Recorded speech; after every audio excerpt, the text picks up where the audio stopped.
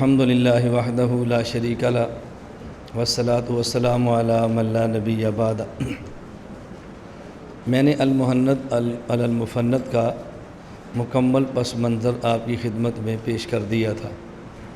علماء مدینہ نے یا علماء حرمین نے کہہ لیں 26 سوالات اکابر علماء دیوبند کی خدمت میں تحریر فرما کر بھیجے، اور حضرت مولانا خلیل احمد سہارنپوری نور اللہ مرقدہ نے ان 26 سوالات کے جوابات فصیح عربی میں تحریر فرمائے، اور اس پر حضرت شیخ الہند مولانا محمود حسن دیوبندی رحمہ اللہ تعالی، حضرت مولانا محمد قاسم ننوتوی رحمۃ اللہ علیہ صاحبزادے حافظ محمد احمد محتمم دارالعلوم دیوبند، حکیم الامت مجدد الملت مولانا اشرف علی تھانوی نور اللہ مرقدہ، حضرت مفتی کفایت اللہ دہلوی مفتی اعظم ہند رحمہ اللہ تعالی، حضرت مولانا مفتی عزیز الرحمان مفتی اعظم دارالعلوم دیوبند، ان جیسے حضرات نے ان جوابات پر دستخط فرمائے اور توثیق فرمائی۔ اس کتاب کا نام آپ کسی جگہ پہ المہند پڑھیں گے اور بعض جگہ پہ التصدیقات لدفع تلبیسات یہ پڑھیں گے۔ اگر کسی جگہ پر آئے نا کہ مولانا سہارنپوری کی کتاب التصدیقات لدفع تلبیسات میں یہ ہے، اس سے مراد یہ المہند ہی ہے۔ اسی کتاب کا ایک نام یہ ہے، ایک وہ ہے، اصل نام المہند ہے اور معروف التصدیقات کے نام سے ہے۔ سوال اول اور سوال ثانی دیکھیں۔ بس اوقات ایک ایک سوال الگ کیا ہے، اور بس اوقات 2 اور بس اوقات 3 سوالات بھی اکٹھے کر دیے۔ ما قولکم فی شد الرحال الی زیارت سید الکائنات علیہ افضل الصلوات والتحیات وعلی آلہ وصحبہ۔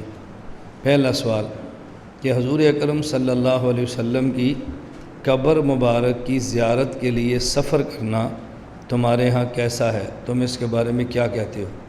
یہ جو ہے نا فی شد الرحال الی زیارت سید الکائنات، اس سے مراد ہے الی زیارت قبر سید الکائنات۔ دوسرا سوال ای الامرین احب الیکم وافضل لدى اکابرکم للزائر هل ینوی وقت الارتحاد زیارتہ علیہ السلام او ینوی المسجد ایضا؟ وقد قال الوہابیۃ ان المسافر الی المدینہ لا ینوی الا المسجد النبوی۔ تمہارے ہاں اگر نبی کریم صلی اللہ علیہ وسلم کی قبر کی زیارت کی نیت سے سفر کرنا جائز ہے، اور مسجد نبوی کی زیارت کی نیت سے بھی سفر کرنا جائز ہے، تو ان 2 میں سے تمہارے ہاں زیادہ پسندیدہ اور مستحب عمل کون سا ہے کہ کس نیت سے آدمی سفر کرے؟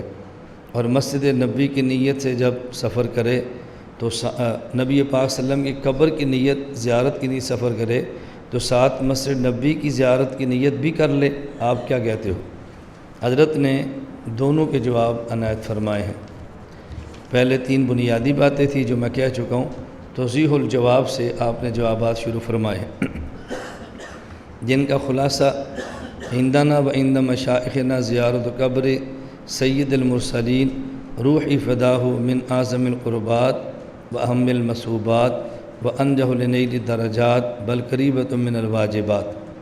حضرت فرماتے ہیں کہ ہمارے ہاں اور ہمارے مشائخ اکابر کے نزدیک رسول اکرم صلی اللہ علیہ وسلم کی قبر کی زیارت کی نیت سے سفر کرنا جائز ہی نہیں بلکہ قریب واجب کے ہے، واجب ہونے کے قریب ہے۔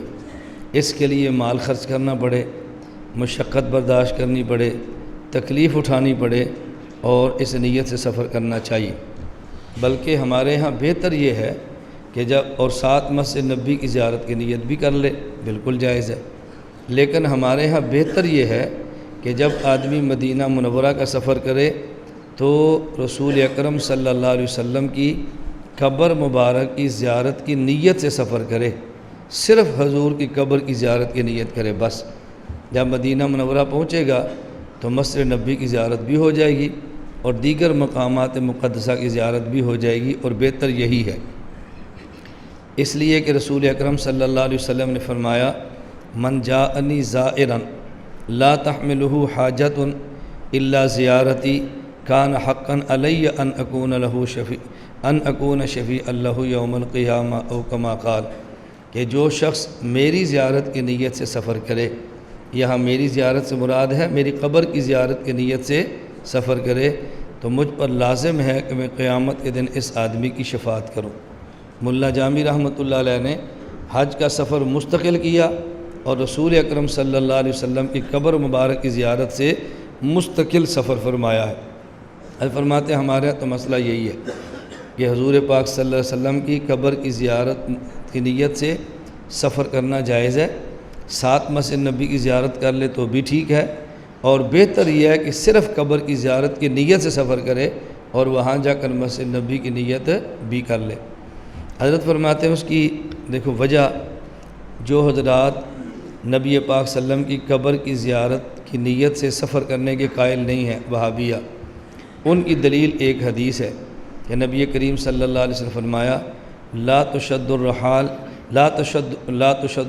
الا الى ثلاثت مساجد، کہ 3 مساجد کے علاوہ کسی اور مسجد کی نیت سے سفر کرنا یہ جائز نہیں ہے۔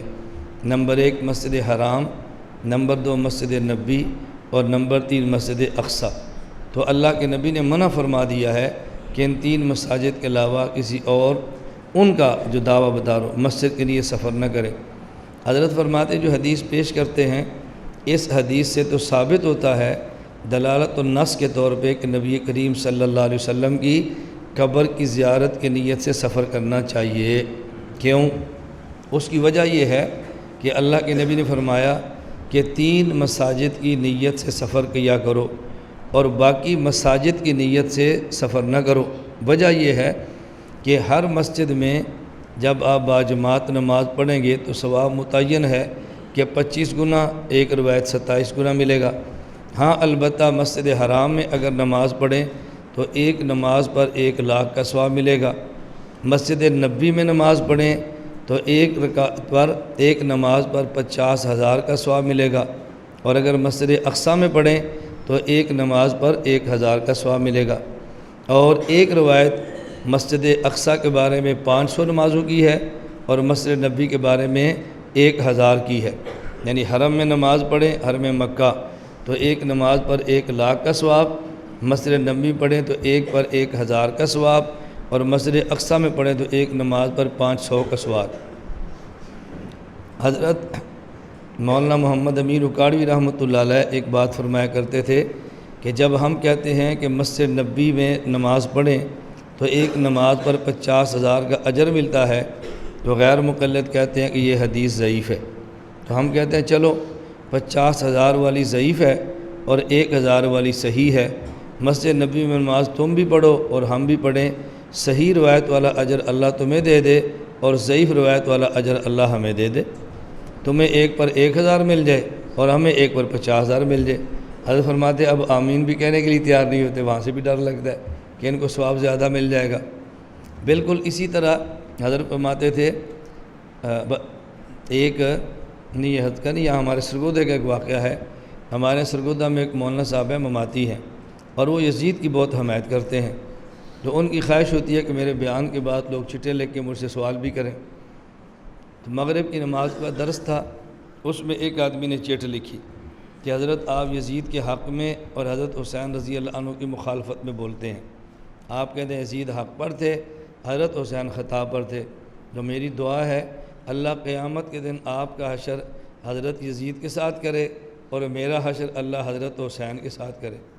اب وہ آمین بھی کہنے کے لیے تیار نہیں ہوتے، کہتے جب آپ ان کو حق پر سمجھتے ہیں تو حشر ان کے ساتھ کر لینا، اب آمین کہنے کے لیے تیار نہیں ہوتے۔ حضرت اکاڑی رحمۃ اللہ علیہ فرماتے تھے ہم کہتے ہیں قبر یہی جگہ ہے جہاں پر بندہ دفن ہوتا ہے، اور مماتی کہتے ہیں اس جگہ کو قبر نہیں کہتے۔ تو حضرت فرماتے چلو میں دعا کر دو تم آمین کہہ دو کہ جس کو ہم قبر سمجھتے ہیں اللہ مجھے وہ نصیب فرما دے، تم چونکہ اس کو قبر نہیں سمجھتے اللہ تمہیں یہ نصیب ہی نہ کرے۔ آمین حضرت فرماتے اب آمین بھی نہیں کہتے۔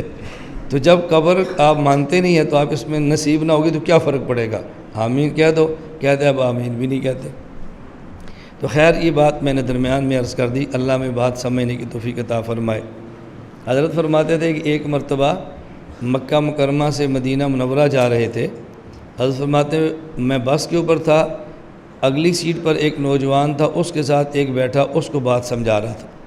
میری پچھلی سیٹ پر ایک لڑکا تھا، اس کو بیٹھا اس کو سمجھا رہا تھا اور کہہ رہا تھا دیکھو تم مدینہ منورہ جا رہے ہو تو مسجد نبی کی زیارت کی نیت کرنا، حضور کی قبر کی زیارت کی نیت نہ کرنا، یہ جائز نہیں ہے، یہ حرام ہے۔ حضرت فرماتا ہے میں نے زور سے کہا بیٹا یہ بالکل جھوٹ بولتا ہے، تو مسجد نبی کی زیارت نیت بھی کر لے اور حضور پاک صلی اللہ علیہ وسلم کی قبر کی زیارت کی نیت بھی کر لے، اس کی بات نہ مانے، جھوٹ بولتا ہے۔ اب حضرت فرماتے ہیں اس کو میرے اوپر غصہ آیا کہ یہ بابا کیسی بات کہتا ہے۔ تو میں نے اس سے پوچھا کہ بیٹا مجھے آپ یہ بتاؤ کہ آپ کہاں سے آئے ہو؟ کہتا ہے پنجاب سے۔ میں نے پوچھا پنجاب سے یہاں کیوں آئے ہو؟ کہتا ہے جی ہم آئے ہیں عمرہ کرنے کے لیے۔ میں نے فرمایا کہ عمرہ تو مکہ ہوتا ہے، مدینہ منورہ تو عمرہ نہیں ہوتا، اب یہ بتاؤ کہ تم وہاں سے یہاں پر کیوں آئے ہو؟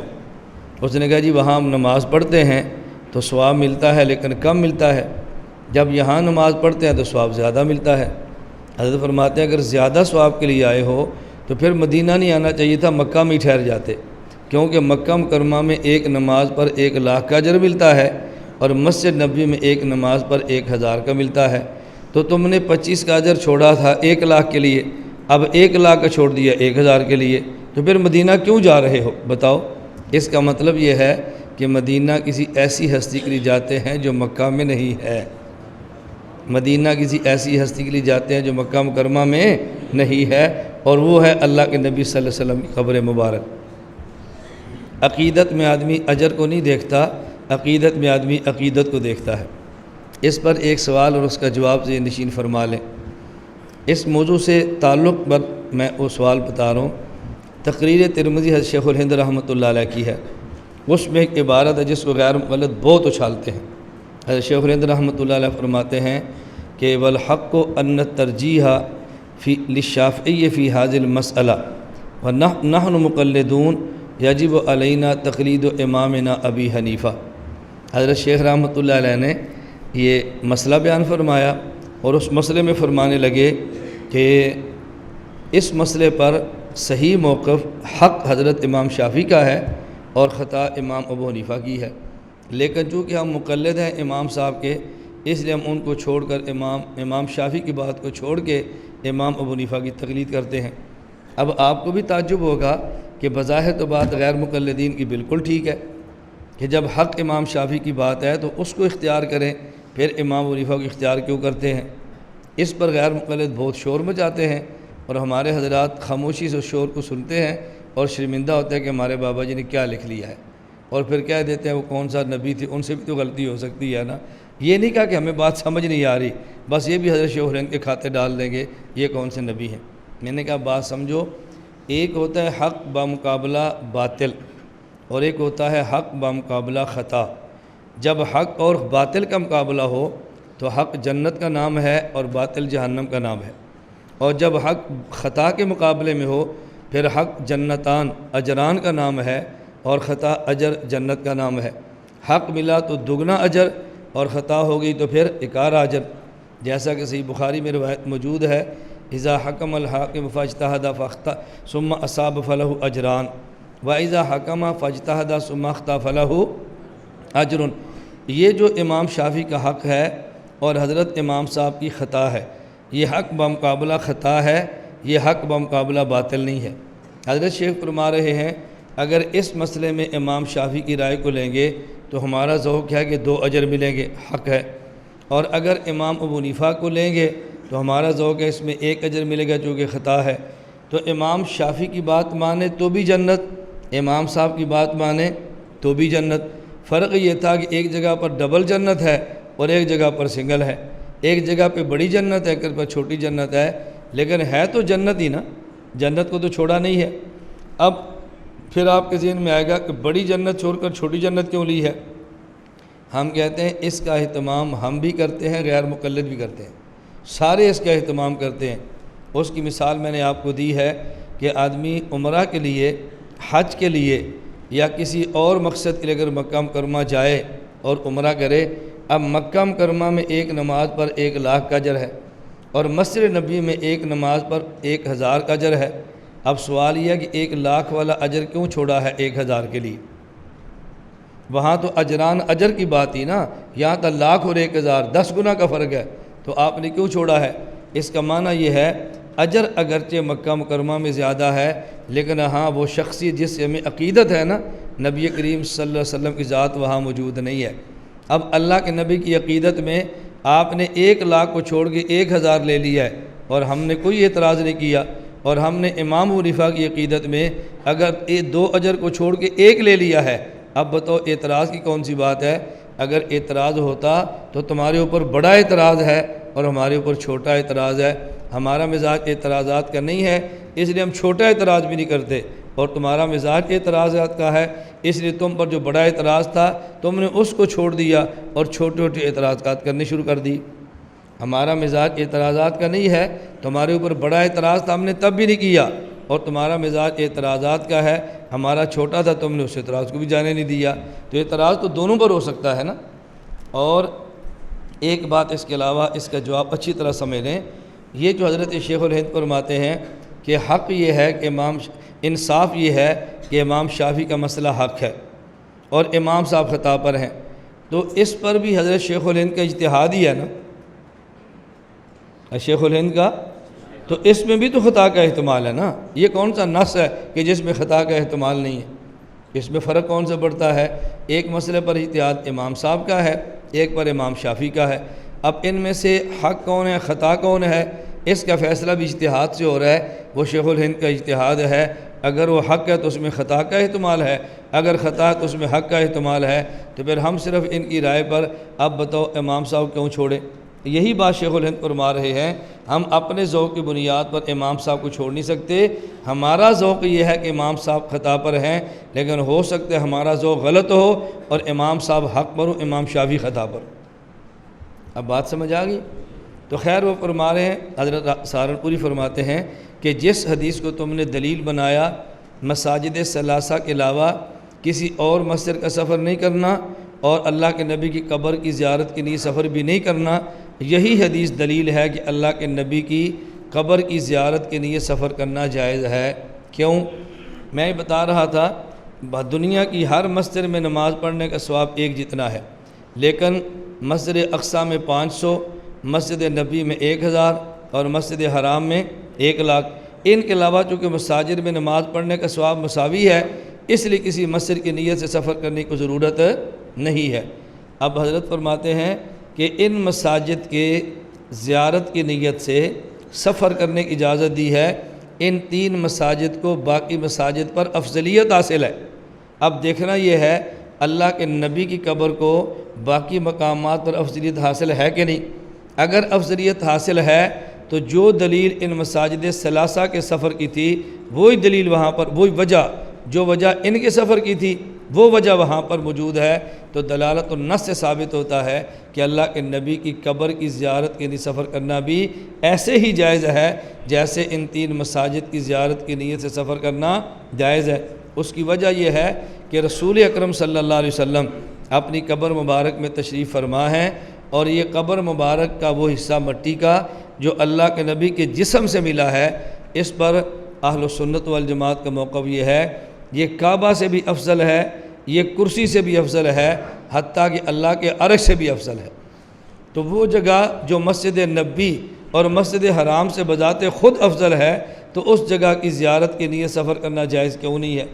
اب آپ یہ کہیں گے اس جگہ کی زیارت تو بندے کو ہوتی نہیں ہے، اس جگہ کی زیارت تو بندے کو ہوتی نہیں ہے، ہو تو رہی ہے باہر کی دیوار، دیوار کے اوپر دیوار، اس کے اوپر پھر دیوار۔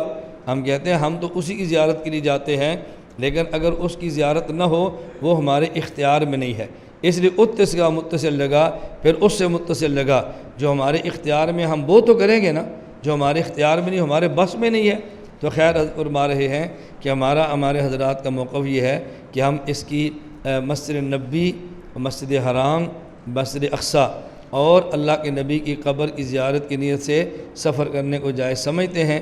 حضرت مولانا گنگوئی رحمۃ اللہ علیہ نے زبدۃ المناسک میں اس کی تصریح فرمائی ہے، اور حضرت مولانا مفتی صدر الدین دہلوی نے اپنی کتاب احسن المقال فی شرح حدیث لا تشد الرحال کے اندر اس کی وضاحت فرمائی ہے۔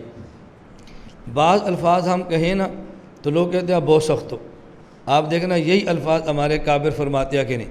جلال محنت میں دیکھنا حضرت مولانا خلیل احمد صاحب فرماتے ہیں وَأَيْضًا فِي هَذَا الْمَبْحَثِ الشَّرِيف، توجہ رکھنا، رسالۃ لشیخ مشائخنا مولانا المفتی صدر الدین الدہلوی قدس اللہ سرہ العزیز، آگے پڑھنا، اقام فیہا الطامۃ الکبریٰ علی الوہابیہ، ایک ایسی تصنیف ہے کہ جس کتاب میں حضرت نے وہابیت پر قیامت برسا دی ہے۔ یہ کتنا نرم لفظ ہے، یہی لفظ اگر ہم کہہ دیں تو دنیا کھول اٹھے گی کہ ان کا لہجہ بہت سخت ہے اور تقریر کا انداز ٹھیک نہیں ہے۔ اور حضرت کتنا سخت لفظ فرما رہے ہیں کہ اس کتاب نے وہابیوں پر قیامت، الطامۃ الکبریٰ، بڑی قیامت اس کے اوپر برسا دی ہے۔ وَمَنْ وَافَقَهُمْ، کن کے اوپر؟ وہابیوں پر، وہابیوں کے ماننے والوں پر۔ اب اس کو کوئی بھی سخت نہیں کہتا، کیوں؟ حضرت سہارنپوری نے لکھا ہے حضرت سے عقیدت ہے، سخت بات بھی نرم نظر آ رہی ہے، اور جب بندے سے عقیدت نہیں ہوتی تو نرم بات بھی سخت نظر آتی ہے۔ میں اکثر یہ بات عرض کیا کرتا ہوں کہ جب آدمی کو عقیدت ہو اس کے لطائف بھی علم نظر آتے ہیں، اور جب آدمی سے عقیدت نہ ہو اس کا علم بھی بندے کو لطیفہ نظر آتا ہے۔ یہ دنیا میں ہوتا ہے اور ہمارے ساتھ بھی ہونا ہے، اس لیے ہمارے کوئی تعجب کی بات نہیں ہے۔ پہلے میں تعجب لکھاتا تھا نا، اب کہتے ہیں اس پر کوئی تعجب نہیں ہے۔ السوال الثالث والرابع، تیسرا اور چوتھا سوال۔ تیسرا سوال کیا ہے؟ حل للرجل ان يتوسل في دعواته بالنبی صلی اللہ علیہ وسلم بعد الوفات ام لا، نبی کریم صلی اللہ علیہ وسلم کی زندگی میں اللہ کے نبی کی ذات کو وسیلہ بنا کر اللہ سے مانگنا، یہ تو سارے ہی مانتے ہیں، لیکن پیغمبر کی وفات کے بعد ان کی ذات کو وسیلہ بنا کر اللہ سے مانگنا، یہ تمہارے ہاں جائز ہے یا تمہارے ہاں جائز نہیں؟ چوتھا سوال، ایجوز التوسل عندکم بالسلف الصالحین من الانبیاء والصدیقین والشہداء واولیاء رب العالمین ام لا، انبیاء علیہ السلام کے بعد صحابہ کرام، توجہ رکھنا، صحابہ کرام، صلحاء، شہداء، ان کے توسل سے بھی دعا مانگنا جائز ہے کہ نہیں؟ انبیاء کے بعد شہداء، صالحین، اولیاء، صحابہ کرام، ان کے توسل سے دعا مانگنا جائز ہے کہ نہیں؟ اب یہ دو سوال کی الجواب، عندنا و عند مشائخنا یجوز التوسل فی الدعوات بالانبیاء والصالحین من الاولیاء والشہداء والصدیقین فی حیاتہم و بعد وفاتہم بأن یقول فی دعائہ اللہم انی اتوسل الیک بفلان ان تجیب دعوتی وتقضی حاجتی الی غیر ذالک۔ حضرت فرماتے ہیں کہ جس طرح انبیاء علیہ السلام کی زندگی میں نبی کی ذات کا وسیلہ دے کر اللہ سے دعا مانگنا جائز ہے، اسی طرح پیغمبر کی وفات کے بعد ان کی ذات کا وسیلہ دے کر بھی اللہ سے مانگنا جائز ہے۔ اس کی وجہ ذہن نشین فرما لیں، المحنت میں ہر مسئلے پر دلائل دیے نہیں ہیں۔ میں ہر مسئلے پہ دلائل کیوں نہیں دے رہا کہ بہت ساری باتیں ایسی ہیں جو مستقل فائل کی صورت میں آپ کے پاس توسل کی فائل آ رہی ہے، یہ آ گئی ہوگی یا آ جائے گی، مسئلہ آپ نے پڑھا، دلائل موجود ہیں، میں صرف المحنت سمجھا رہا ہوں اس کے اندر لکھا ہوا کیا ہے۔ تو انبیاء علیہ السلام کی وفات کے بعد بھی ان کے توسل سے وسیلہ، ان کے توسل سے اللہ سے مانگنا جائز ہے۔ یہاں دو باتیں سمجھیں، ایک یہ ہے نبی سے مانگنا، نبی سے مانگنا یہ الہاد ہے، ایک ہے نبی کا وسیلہ دے کر اللہ سے مانگنا اور اس کا انکار کرنا نہ، ایک ہے پیغمبر کی ذات کا وسیلہ دینا یا پیغمبر سے مانگنا، دو باتیں بالکل الگ الگ ہیں۔ بعض لوگ ایسے ہیں کہ جو پیغمبر کے وسیلے کے قائل نہیں، یہ الہاد ہے، اور بعض وہ ہیں جو خود نبی سے مانگنے کے قائل ہیں، یہ بدعت ہے۔ بعض وہ ہیں کہ جو ولی کے وسیلے سے مانگنے کے قائل نہیں، اور بعض وہ جو ولی سے مانگنے کے قائل ہے۔ ہم کہتے ہیں نبی سے مانگیں تو شرک ہے، نبی سے مانگے تو یہ شرک ہے، اور جو آدمی نبی کے وسیلے سے مانگنے کا انکار کرے یہ الہاد ہے۔ ہم دونوں کا انکار کرتے ہیں، ہمارا موقف یہ ہے مانگتے اللہ سے ہیں اور وسیلہ اللہ کے نبی کی ذات کا دیتے ہیں۔ ہم نے نبی سے نہیں مانگا، نبی کے وسیلے سے اللہ سے مانگا ہے، اس کو شرک کہنا نہایت حماقت کی بات ہے۔ توسل بالنبی قرآن کریم سے ثابت ہے، بلکہ توسل بآثار نبی بھی قرآن کریم سے ثابت ہے کہ نبی پاک کے تبرکات سے بھی اللہ تعالیٰ مدد فرماتے ہیں۔ چوتھے سوال کا جواب دیا کہ انبیاء کے علاوہ صحابہ کرام، شہداء، اولیاء اور صالحین کے وسیلہ سے بھی ہم اللہ پاک سے مانگنے کے قائل ہیں۔ ہم توسل بالنبی کے بھی قائل ہیں، اور توسل بغیر النبی من ذوات الصالحہ، ہم ان کے توسل سے بھی اللہ کی ذات سے مانگنے کے قائل ہیں۔ یہ ہمارے اکابر کا مسلک ہے، چھوٹی چھوٹی بات کو شرک نہ فرمایا کرو۔ اب میں توسل پہ دلائل اس لیے نہیں دے رہا کہ آپ کے پاس چونکہ فائل میں دلائل آ چکے ہیں، اس کو میں چھوڑ کر آگے جا رہا ہوں۔ ایک بات میں عرض کرتا ہوں، مدینہ منورہ مسجد نبی میں تھا، ایک شخص نے مجھے فون کیا، ملنے کے لیے آ گیا۔ مجھے وہ کہنے لگا کہ اللہ کے نبی کے وسیلے سے آپ مانگنے کے قائل ہو؟ میں نے کہا اللہ کے نبی کا وسیلہ نہ ہو، کوئی اور وسیلہ جس کے ذریعے تو مانگنے کا قائل ہے؟ اس نے کہا جی ہم تو مانگنے کے قائل ہیں، قرآن کریم کا وسیلہ دے لیں، نیک اعمال کا وسیلہ دے لیں، تو پیغمبر کی ذات کا وسیلہ نہ دیں، عمل کا وسیلہ دیں۔ میں نے کہا عمل کا وسیلہ تو مانتا ہے نا؟ اس نے کہا جی ہاں۔ قرآن کا وسیلہ تو مانتا ہے؟ کہا جی ہاں۔ میں نے کہا قرآن کریم آپ کے اوپر نازل ہوا ہے؟ مجھے کہتا ہے نہیں۔ میں نے کہا کس پر نازل ہوا؟ کہا جی رسول اکرم صلی اللہ علیہ وسلم پر۔ میں نے کہا اللہ کے نبی کو درمیان سے نکال دیں تو قرآن مل سکتا ہے؟ مجھے کہا نہیں۔ تو میں نے کہا جس قرآن کے وسیلے کے آپ قائل ہیں، اس قرآن کا وسیلہ خود پیغمبر کی ذات ہے صلی اللہ علیہ وسلم۔ نماز کے وسیلے کا قائل ہے؟ مجھے کہتے ہیں جی ہاں۔ تو میں نے کہا نماز لینے کے لیے عرش پہ جناب تشریف لے گئے تھے یا کوئی اور گئے تھے؟ کہا جی حضور اکرم صلی اللہ علیہ وسلم گئے تھے۔ تو میں نے کہا جب اللہ کے نبی عرش پہ نہ جاتے تو یہ 5 نمازیں آپ کو مل جانی تھی؟ مجھے کہتا ہے نہیں۔ تو میں نے کہا جس نماز کے وسیلے کے آپ قائل ہیں، اس نماز کا وسیلہ خود اللہ کے نبی کی ذات ہے، یہ وسیلہ درمیان سے نکال دو تو نماز بھی نہیں ملتی۔ تو عجیب بات ہے، نماز کے لیے حضور کے وسیلے کا قائل ہیں اور اللہ سے مانگنے کے لیے حضور کے وسیلے کے قائل نہیں۔ بہرحال علماء دیوبند ان وسیلوں کے قائل ہیں۔ السوال الخامس، 5واں سوال، ما قولکم فی حیات النبی علیہ الصلاۃ والسلام فی قبرہ الشریف، هل ذلك امر مخصوص به ام مثل سائر المؤمنین رحمۃ اللہ علیہم حیاتہ برزخیہ؟ نبی کریم صلی اللہ علیہ وسلم کی قبر میں حیات کے بارے میں آپ کے کیا ذہن ہے؟ کیا آپ نبی پاک صلی اللہ علیہ وسلم کے ساتھ قبر والی حیات کو خاص مانتے ہیں کہ نبی کو حیات حاصل ہے اوروں کو نہیں؟ اور یا جس طرح عام مومنین کو حیات برزخی حاصل ہے، اسی طرح آپ نبی کے لیے بھی حیات برزخی مانتے ہیں؟ تو قبر کی حیات حضور کے ساتھ خاص مانتے ہیں یا عام مومنین کی طرح حیات برزخی رسول اللہ صلی اللہ علیہ وسلم کے لیے آپ مانتے ہیں؟ جواب، عندنا وعند مشائخنا حضرت الرسالہ صلی اللہ علیہ وسلم حی فی قبرہ الشریف و حیاتہ صلی اللہ علیہ وسلم دنیویۃ من غیر تکلیف وی مختصۃ بہ صلی اللہ علیہ وسلم و بجمیع الانبیاء صلوات اللہ علیہم والشہداء لا برزخیۃ کما ہی حاصلۃ لسائر المؤمنین بل لجمیع الناس کما نصر علیہ العلامۃ السیوطی رحمہ اللہ تعالی۔ کہتے ہیں ہم اور ہمارے تمام مشائخ کے نزدیک نبی کریم صلی اللہ علیہ وسلم کو اپنی قبر مبارک میں حیات حاصل ہے، اور یہ حیات دنیویہ ہے، لیکن اس حیات میں اللہ کے نبی مکلف نہیں ہیں، اور یہ حیات اللہ کے نبی اور دیگر انبیاء کے ساتھ خاص ہے۔ یہ حیات ایسی برزخی نہیں جیسی عام مومنین کو حاصل ہوتی ہے، پیغمبر کی حیات کی خصوصیت ہے جو عام مومنین کو حاصل نہیں ہے۔ اب اس بات کو ذرا اچھی طرح سمجھ لیں۔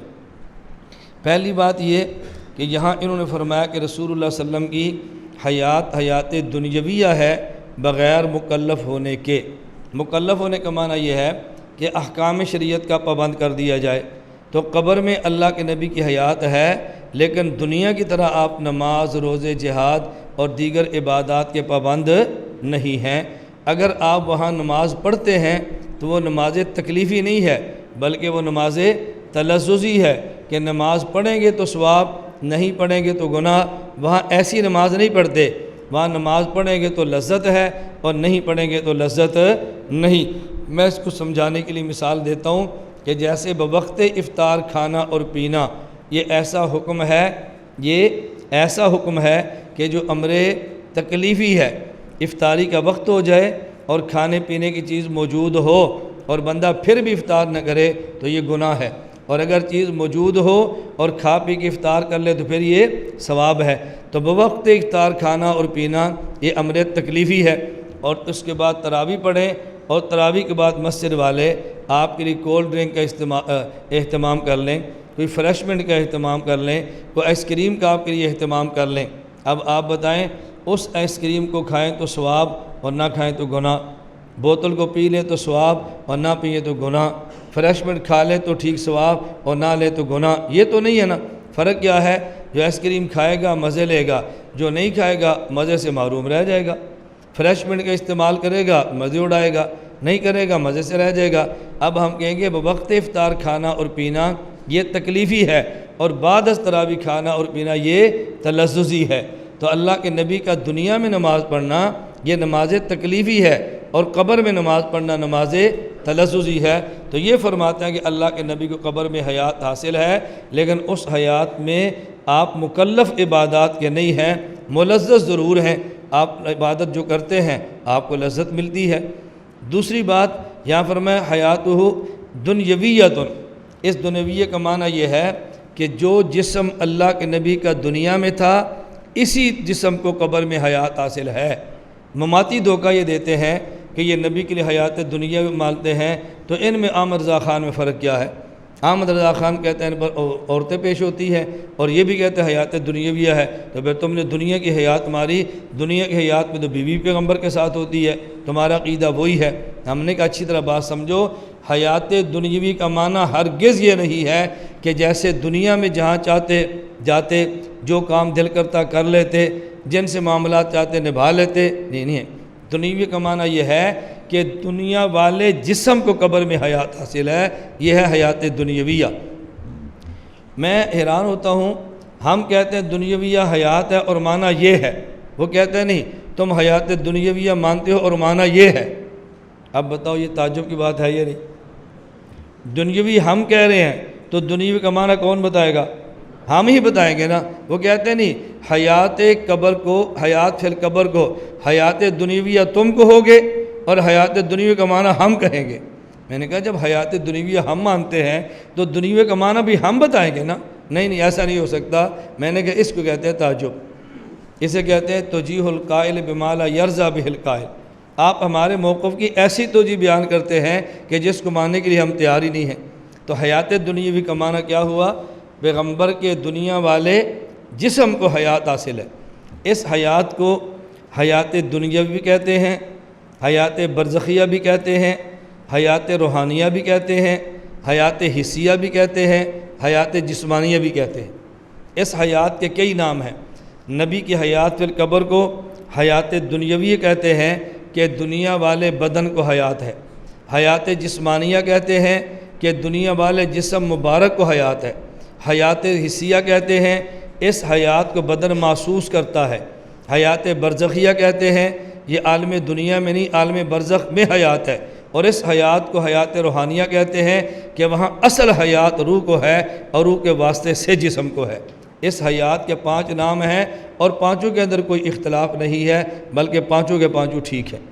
آگے فرمایا کہ یہ حیات اللہ کے نبی کو حاصل ہے، لیکن یہ حیات دنیاویہ ہے، معنی بغیر مکلف ہونے کے دنیا والے جسم کو۔ لا برزخیۃ کما ہی حاصلہ، یہ ایسی برزخی حیات نہیں ہے جیسی عام مومنین کو حاصل ہے، بلکہ پیغمبر کی برزخی حیات وہ ہے جو عام مومنین سے بڑھ کر ہے۔ عام مومنین سے کیوں؟ عام مومن کو قبر میں حیات حاصل ہے لیکن اس کے جسد کے محفوظ ہونے کا وعدہ نہیں ہے۔ پیغمبر کو قبر میں حیات حاصل ہے اور آپ کے جسد اطہر کے محفوظ ہونے کا وعدہ ہے۔ عام مومن کو قبر میں حیات حاصل ہے لیکن ان کی حیات بصورت نوم ہے، اور نبی کو قبر میں حیات حاصل ہے تو بصورت بیداری اور یقظہ ہے۔ عام آدمی قبر میں حیات حاصل ہے لیکن اتنی کمزور ہے اس کی بیوی سے نکاح ہو جاتا ہے۔ پیغمبر کی حیات قبر میں ہے اور اتنی قوی ہے کہ جس سے پیغمبر کی بیوی سے نکاح نہیں ہوتا۔ عام مومن کو قبر میں حیات حاصل ہے لیکن ان کی قبر میں حیات ایسی نہیں ہے جیسے پیغمبر کی حیات ہوتی ہے۔ کیا معنی؟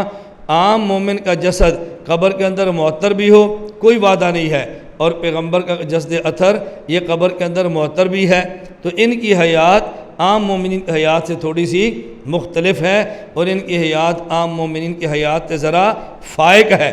عام مومن قبر میں زندہ ہے لیکن نماز نہیں ہے، اور پیغمبر کی قبر میں حیات ہے تو ساتھ نماز بھی ہے۔ اب دیکھو میں نے 6 فرق بیان کیے ہیں کہ جو نبی اور عام امتی کی حیات کے اندر ہے۔ تو لا برزخیت کا معنی یہ ہے کہ جیسے برزخی حیات عام مومنین کو ہے، ایسے برزخی حیات اللہ کے نبی کو نہیں ہے، بلکہ ان کی حیات برزخ میں ہے، دنیا والے جسم کو ہے، اور ان کی حیات سے اعلیٰ اولا اور افضل ہے۔ اب معنی یہ ہوا، اب یہ لوگ کیا کہتے ہیں، یہ میں وہ بات کروں جو میں نے اپنے کانوں سے سنی ہوئی ہے، درمیان میں راوی نہیں ہے۔ ہمارے سرگودا کے ایک مولانا ہیں، اب وہ تقریر کر رہے ہیں، کہتے ہیں المحنت کو تو تم مانتے ہی نہیں ہو، المحنت پڑھو، المحنت میں ہے حیاتہ دنیویۃ لا برزخیۃ، دنیویۃ لا برزخیۃ، دنیویۃ لا برزخیۃ۔ اب تسبیح پڑھ رہے ہیں ہم، اللہ کی تسبیح پڑھے تو بدعت ہے، اور تم اس کی تسبیح پڑھو تو سنت ہے۔ ہم 3 مرتبہ کہتے ہیں اللہ اللہ، کہتے ہیں بدعت ہے، اور یہ جو تم نے 3 بار تسبیح پڑھ دی ہے یہ سنت ہوگی؟ کہتے ہیں دیکھو وہاں لکھا ہے حیاتہ دنیویۃ لا برزخیۃ، اور تم کہتے ہو دنیوی بھی ہے برزخی بھی ہے۔ محنت والا برزخی کا انکار کرتا ہے، تم برزخی مانتے ہو تو تم محنت کے منکر ہو۔ اب ہمارے ساتھی کیا کرتے ہیں، المحنت کھول کے دیکھتے نہیں ہیں، زبانی تقریر سن لیتے ہیں، یا پھسل جاتے ہیں یا پریشان ہو جاتے ہیں۔ نہیں بھی علامہ صاحب نے دلیل تے بڑی وزنی دی ہے، المحنت کو وہ مانتے، ہم تو مانتے نہیں ہیں۔ اب بات سمجھ آئی؟ دنیویت لا برزخیت کا معنی یہ ہے کہ دنیاوی حیات یعنی دنیا والے جسم کو ہے، لا برزخیت کما ہی حاصلۃ، یہ برزخیت کے آگے صفت ہے، کما ہی حاصلۃ، ان کو ایسی برزخی حیات نہیں ہے جیسی عام مومن کو ہے، بلکہ عام مومن سے فائق اعلیٰ اور افضل حیات ہے۔ تو یہ ہمارے خلاف کیسے المحنت؟ میں کہتا ہوں ہم اس بات کو مان لیتے ہیں المحنت ہمارے خلاف ہے، تمہارے حق میں ہے، تو پھر المحنت کا سبق تم پڑھانا شروع کر دو، اپنے طلبہ کو بھی المحنت پہ عمل کرو، یہ تمہارے موافق ہے تو بسم اللہ پڑھو۔ پھر ماننے کے لیے بھی تیار نہیں ہوتے، تو جب آپ نہیں تیار تو اس کا مطلب یہ ہے نا کہ المحنت تمہارے حق میں نہیں ہے، ورنہ تم پڑھانا شروع کر دیتے۔ یہاں نے لکھا دیکھے بجمیل انبیاء والشہداء، شہید کی حیات کو بھی نبی کے ساتھ رکھا ہے، بات سمجھ رہے ہیں، عام مومنین کے ساتھ نہیں رکھا۔ حکیم الامت حضرت تھانوی رحمۃ اللہ علیہ فرماتے ہیں کہ بعض احادیث سے ثابت ہے جس طرح پیغمبر کے جسم پہ مٹی کے لیے کھانا حرام ہے، اسی طرح شہید کے جسم کے لیے بھی مٹی کا کھانا حرام ہے۔ اب حضرت تھانوی نے اس پر ایک اشکال اور جواب بہت عجیب دیا ہے۔ حضرت تھانوی فرماتے ہیں کہ جب شہید کے جسم کا مٹی کے لیے کھانا حرام ہے تو کتنے شہداء ہم دیکھتے ہیں کہ ان کی شہادت کے بعد قبر دیکھو تو جسم کو مٹی نے کھا لیا ہوتا ہے، تو حدیث پاک میں حرام ہے اور یہ کہتے کھا لیا ہے۔ اب حضرت نے اس کا جواب اتنا پیارا دیا ہے، سچی بات ہے، اگر کسی پیغمبر کے بارے میں بھی ایسی روایت مل جائے نا کہ فلاں نبی کی قبر مبارک تھی اور ان کے جسم محفوظ نہیں تھا اور بنی اسرائیل نے تابوت میں ڈال لیا، ان کی ہڈیاں اٹھا کر لے گئے، اسرائیلی روایت نہ مانے، تصدیق بھی کر دیں تو اس کا بھی جواب اس سے مل جاتا ہے۔ حضرت یوسف علیہ السلام کے بارے میں ایک اسرائیلی روایت ایسے نکلتی ہے، میں اس لیے کہہ رہا ہوں۔ حضرت ثانی فرماتے ہیں اللہ کے نبی نے فرمایا ان اللہ حرم علی الارض ان تاکل اجساد الانبیاء، مٹی پر حرام ہے کہ نبی کے جسم کو کھائے، مٹی پر حرام ہے کہ شہید کے جسم کو کھائے۔ یہ ہو سکتا ہے شہید کا جسم جس نے کھایا وہ مٹی نہ ہو، کوئی اور چیز ہو، مٹی نہ ہو کوئی اور چیز ہو، مٹی پر حرام فرمایا نا، اور چیزوں پر تو حرام نہیں فرمایا۔ تو شہید کا جسم جو ختم ہو گیا ہے یہ مٹی نے نہیں کیا، کسی اور چیز نے کیا۔ اور دوسری بات فرماتے ہیں یہ بھی تب ہے جب اس کی شہادت مان لی جائے، اور ہو سکتا ہے جو اللہ کے راستے میں لڑتا ہوا جان دے گیا، اس نے اللہ کے لیے جان نہ دیو، شہرت کے لیے دیو، اب اس کے جسم کو مٹی کھا بھی جائے تو حرج کی بات نہیں، کیوں وہ تو شہید ہے ہی نہیں نا۔ اس لیے حضرت فرماتے ہیں نص اپنے مقام پر ٹھیک ہے، ایسا مانا کرو جس کو نص کے اوپر کوئی اعتراض نہ ہو۔ اب یہاں شہید کی حیات کو بیان کیا، ہمارے ایک مولانا صاحب ہیں وہ شہید کی حیات کے خلاف تقریر کر رہے ہیں، اور کیا کہتے ہیں جب کوئی بندہ شہید ہو جائے اور اس کی میت تمہارے پاس آئے اور تم اس پر نماز جنازہ پڑھو تو دعا کیا مانگتے ہو؟ اللہم اغفر لحینا وحینا، اب یہ گردان چل رہی ہے، اللہم اغفر لحینا و حینا، میں ٹھیک پڑھ رہا ہوں؟ بولو دعا کیا ہے؟ اللہم اغفر لحینا، وہ کہتے ہیں میتنا کیوں؟ جب شہید زندہ ہے تو پھر کہو نا حینا و حینا۔ وہ کل کہا تھا توحید بڑی اچھی بیان کرتے ہیں، ذرا وہ سنیں کیسی توحید بیان ہو رہی ہے۔ کہہ رہے ہیں تم دعا مانگتے اللہم اغفر لحینا و میتنا، اور جنازہ کس کا ہے؟ شہید زندہ ہے یا مردہ؟ تو پھر کہو نا اللہم اغفر لحینا و حینا، حینا و حینا۔ لوگ پوچھے یہ حینا حینا 2 بار کیوں کہتے ہو؟ تو تم کہنا شہید کا جنازہ ہے، جو میت نہیں شہید ہے۔ جب میت نہ کہتے ہو تو پھر مانو شہید نہیں، زندہ نہیں ہے۔ میں نے کہا یار مجھے تعجب ہے، واقعتاً آپ کو بھی تعجب ہوگا۔ مجھے تعجب کیا ہے؟ یہ لوگ کہتے ہیں ہم فلاں حدیث نہیں مانتے، کیوں؟ یہ قرآن کے خلاف ہے۔ کہتے ہیں نا یہ حدیث نہیں مانتے کہ یہ قرآن کے خلاف ہے۔ میں نے کہا تمہیں چاہیے تھا اس جنازے والی دعا کا انکار کر دیتے کہ یہ قرآن کے خلاف ہے۔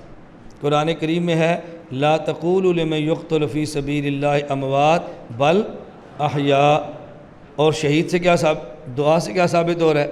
میت۔ تو یہ حدیث قرآن کے خلاف ہو گئی نا، تمہیں حدیث کو چھوڑ دینا چاہیے تھا، اب تم نے حدیث کو لیا اور قرآن کو چھوڑ دیا ہے۔ بتاؤ آپ کو تعجب نہیں ہو رہا؟ دعویٰ کیا ہے؟ حدیث قرآن کے خلاف ہو تو کس کو چھوڑیں گے؟ حدیث کو، اور یہاں کس کو چھوڑا جا رہا ہے؟ قرآن کو۔ میں نے کہا شہید کو زندہ علماء دیوبند نے نہیں کہا، شہید کو زندہ قرآن کریم نے کہا ہے۔ تو یہ نہ کہو کہ علماء دیوبند کے خلاف ہے حدیث، یہ کہو کہ یہ حدیث قرآن کے خلاف ہے۔ اب تم نے فیصلہ کرنا ہے کہ تم قرآن لیتے ہو یا حدیث لیتے ہو۔ میں نے کہا اگر اب میں آپ سے پوچھتا ہوں، میں نے کل بھی کہا تھا، آج بھی کہتا ہوں، پرسوں بھی کہا تھا، بار بار کہوں گا، اگر قرآن پورا تو عقیدہ، قرآن ادھورا تو عقیدہ۔ اسی طرح اگر حدیث پوری ہے تو عقیدہ پورا، حدیث ادھوری ہے تو عقیدہ۔ اللہم اغفر لحینا و میتنا، آگے غائبنا کیوں؟ آپ غیر مقلد ہو، آپ غیر مقلد ہو۔ جنازہ غائب کا یا حاضر کا ہے؟ تو کہو نا شاہدنا و شاہدنا، کیوں؟ میت تو شاہد ہے، حاضر تھوڑی ہے، غائب تھوڑی ہے۔